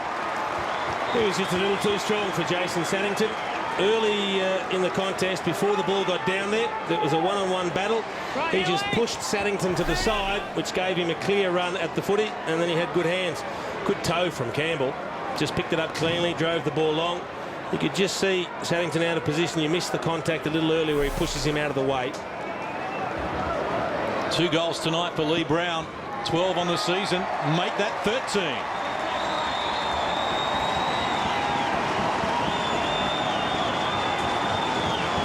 And Saddington giving away about 10 kilos there to Lee Brown. Does some very heavy work in the packs. And this is just at the end of a game when everyone's getting a bit tired. The big fella, 6'5", and I would guess about 103, 104 kilos, is standing strong. Well, they have done the Kangaroos while they're getting a run on, and certainly it's a credit to the sort of football they're playing. They're kicking some big scores. Well, this is the first time in 57 games or 2.5 years that the Kangaroos have kicked 20. Oh, boy. They are playing some very attacking football. They're producing plenty of goals. Getting a few kicked against them, but kicking plenty themselves. Highest score of the season for the Kangaroos. Brady Rawlins sends them forward again. Loose ball. Gibbs couldn't reel it in.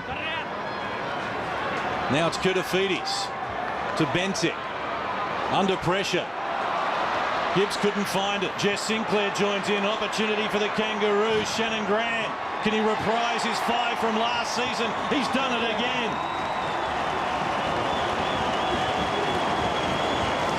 That's just another case of strolling into goal with numbers. They had 3 or 4 runners attacking there after the error by the Blues.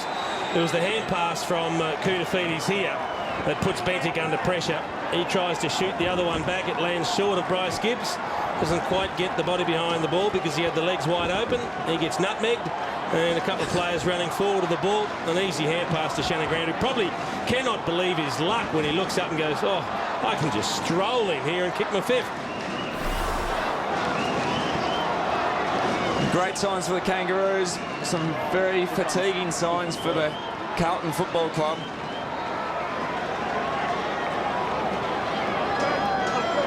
Rucks go at it once more. Petrie and Kane Ackland in a stalemate. No chance at all. And we'll need take 2 here. And that man, Simpson, first round in the first round draft, 1993. He's played 250th game and it's been a great victory. And what about the Kangaroos? Who's going to stop them now? This will be 5 wins on the trot. That's outstanding. They've got Melbourne next week. They'll be long odds on to win that one and make it 6 on the trot, and they'll be firmly entrenched in the top 5 or 6 teams at 6 and 3. Looking strong at the moment. Of course, no guarantees they'll beat Melbourne Case, but on current form, you've got to tip them. Well, they were challenged here by Carlton, who led by 20 points at half-time, and they found the desire. Well, the turnaround here 4 weeks ago when they had a great game against the Lions, and it was all about were they going to move to the Gold Coast. There was talks at board level, there was talks with the AFL, if the Kangaroos are going to move up here, it's all a done deal. And they responded, and they've responded every week ever since. Adam Simpson, handball off now for Lindsay Thomas. Going dangerously to the top of the square. Coming out, Lee Brown, shut down. Jared Waite gets his hands on the ball. Now Cade Simpson relieves the pressure.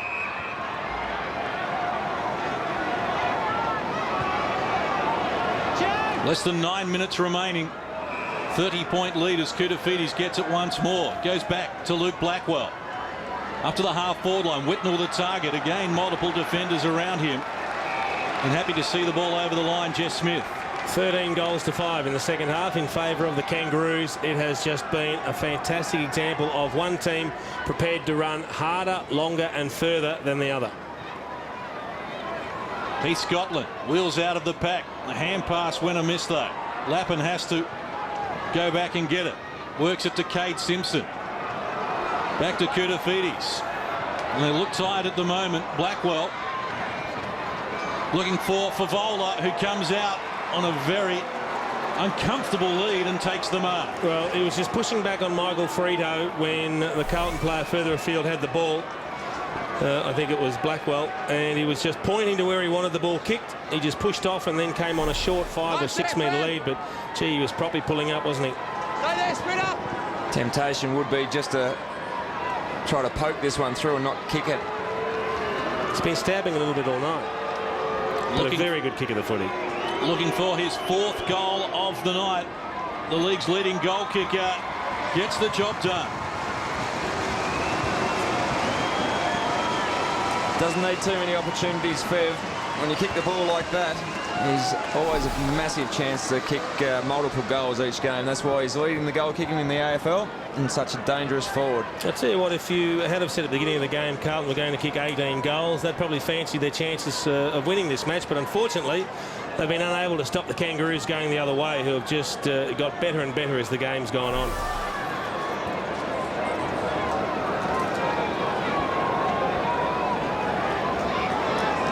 $29 goals for the season. Brendan Favola, 357 in his career. Approaching the 23-minute mark of the final term from the Gold Coast. Koutafidis shakes a tackle. Blues go forward once more. Whitnell had to stand under it and wait. Had his head taken off. And Josh Gibson, a little indiscriminate, has given away the free kick. Well, 4 goals in 5 minutes, Case? Well, they kicked 4 goals in 7 minutes at the end of term number 2. Here's one. There's one. Don't write them off just yet. What about Lynchy just with the quick? No.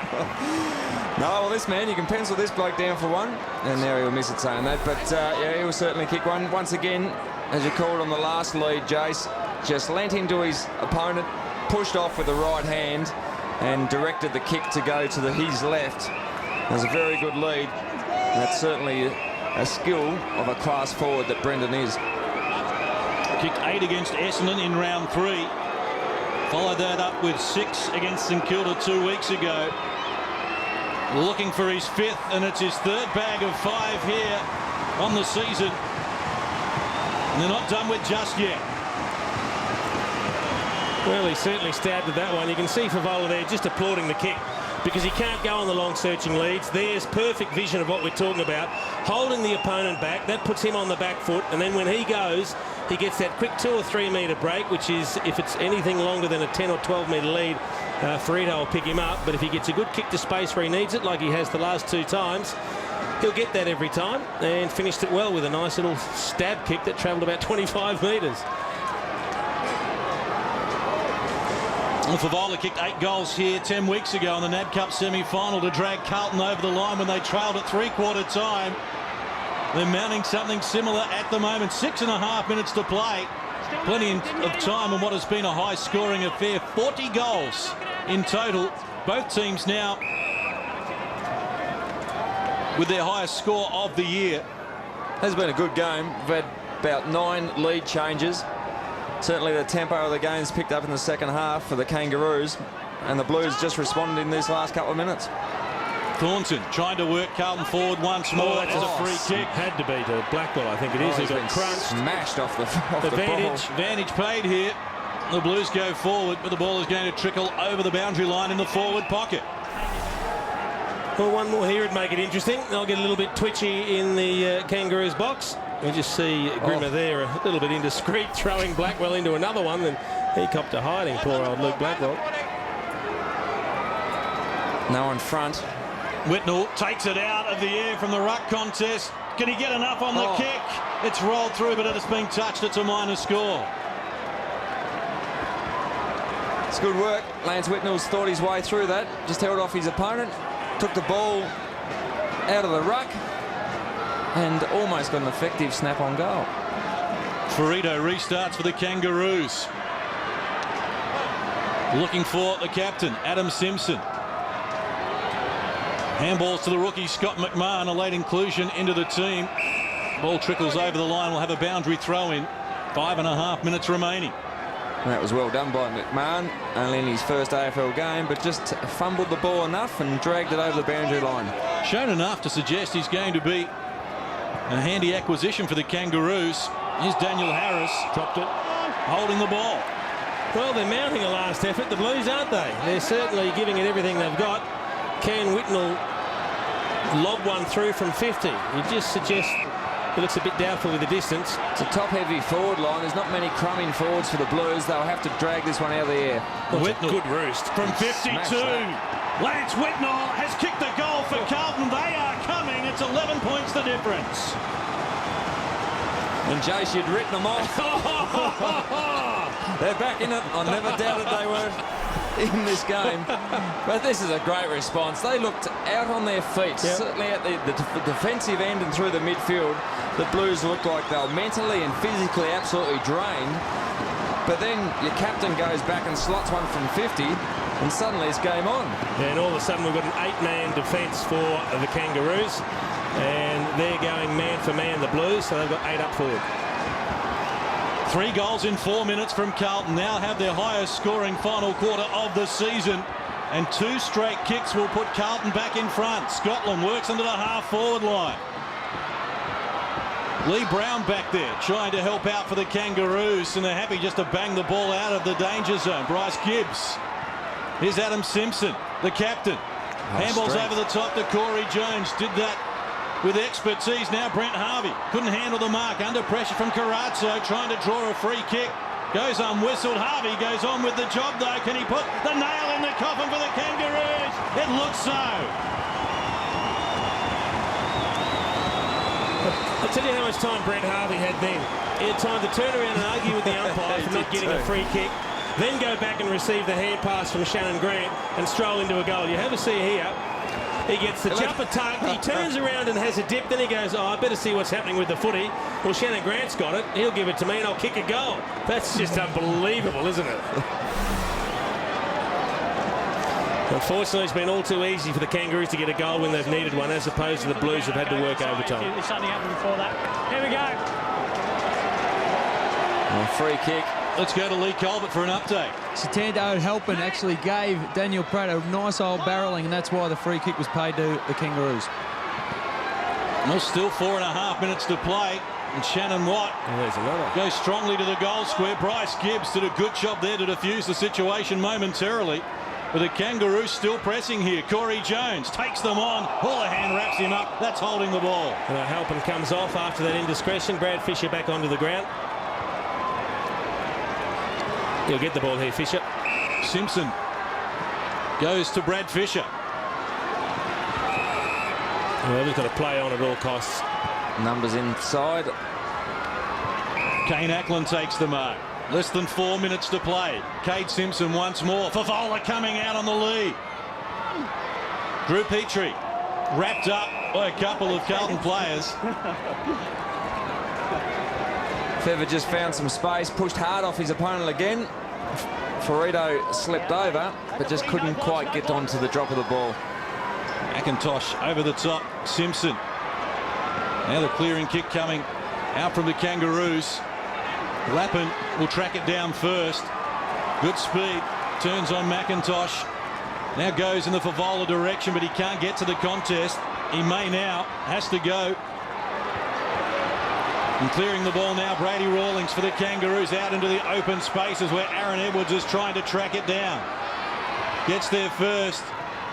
Looks up, looks for Shannon Grant, who takes the mark. Nice open forward line, one out, Corey Jones. Pass from Shannon Grant. It's a little too high, showed too much of it to Ryan Houlihan. And Carlton will clear. 3 minutes to play. Down by 17 points. They're tired, the Blues. They can barely get their feet up. Carrazzo with just his second disposal in this final term after it had 25 with 1 quarter to play. They get it out now to Brent Harvey. 31 for Harvey and 3 goals. Good return for him. His career best is 40. Had 30 last week against Essendon. A few of the Kangaroos players cramping up. Thomas, as he got the ball. Pratt also cramping up. It's a good game, Thomas. Yep. 16 touches, 3 goals, 2. And he's going to have a spell along with Pratt, who's had a very good comeback after that rib damage. See the arms, guys. Do not lock. Little over 2 minutes remaining. And Carlton have provided plenty of interest in this final term, but ultimately time is going to be their enemy. Knock it out, well done. Scotland, handballs, Carrazzo. Held up in the tackle.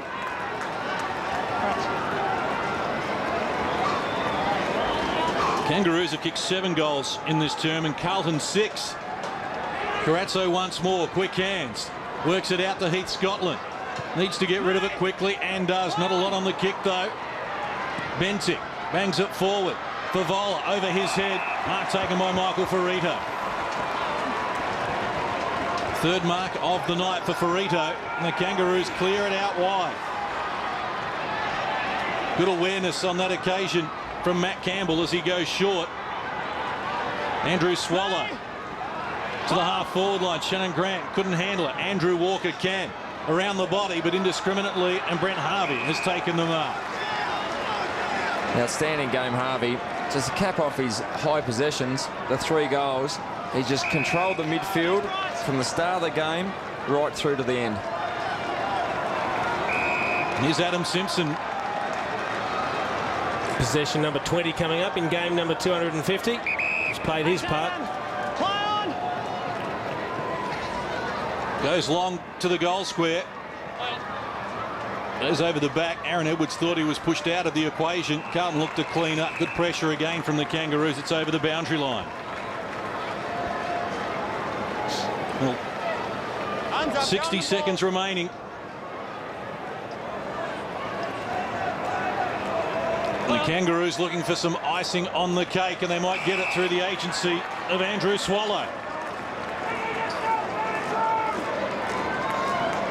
Just set up defensively at that contest, Swallow. A kick behind play and positioned himself perfectly.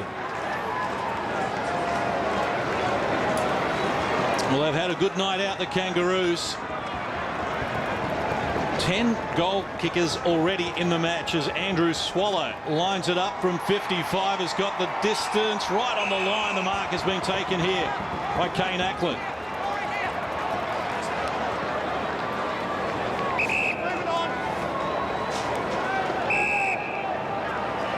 Walker in the back pocket. Brings it out to the wing. Whitnell shut down by Gibson. Sinclair knocks it forward again. It's over the line, and that is all from Carrara. And the Blues are condemned to their 5th consecutive loss and their 4th straight against the Kangaroos. And in game number 250, Adam Simpson celebrates in style, and the Kangaroos have taken this match by 17 points. Well, only 1% of the 11,000 players plus in AFL history reach a 250-game milestone. And when Simpson played his 200th, his team forgot to cheer him off the ground. I don't think they'll forget again on this occasion. A very good win from the Kangaroos. 5 straight for them.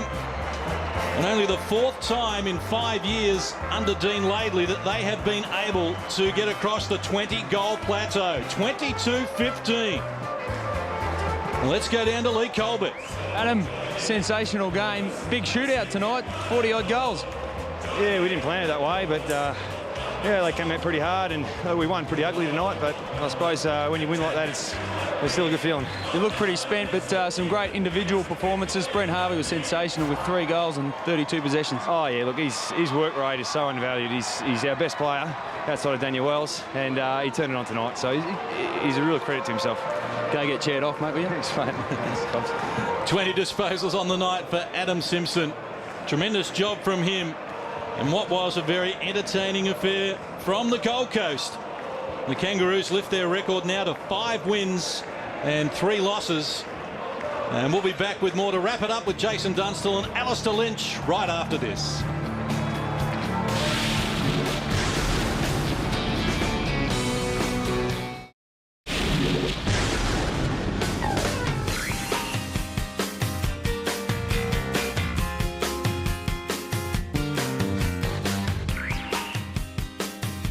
Memorable one, perhaps not the best game that he's ever played. 20 possessions for that man there being chaired off, but he certainly was a solid contributor and played his part in the Kangaroos recording their 5th successive victory. A high-scoring match here at Gold Coast Stadium, 22-15, 147. The Kangaroos 17-point victors over the Blues, 20-10-130. 5 from Shannon Grant, 3 from Lindsay Thomas, his best effort for the club. 5 from a limping Brendan Favola and 3 from Lance Whitnell. Brent Harvey, the leading possession getter there on the ground. He was simply fantastic for the Kangaroos. As we take a look at the match stats, Alistair Lynch, and not that much between a lot of the stats out there, but the Kangaroos just had the answers when it counted. They certainly did. Amazingly, the centre breaks were well in favour of the Carlton Football Club, which is astounding. Yeah. But the class through the midfield was where the Kangaroos won it. Their intensity was down in the first half, but they responded to the challenges that were put to them by their coach in the 3rd quarter, and they came out firing, and they were very clinical in the end. They had the answers when they needed them, didn't they? It was a very entertaining clash, but the final scores, as we mentioned, was the Kangaroos by 17 points. 5 in a row for them. That's all we have time for from Gold Coast Stadium here at Carrara. We hope you enjoyed it, and we'll catch you next time. This has been a Fox Sports production.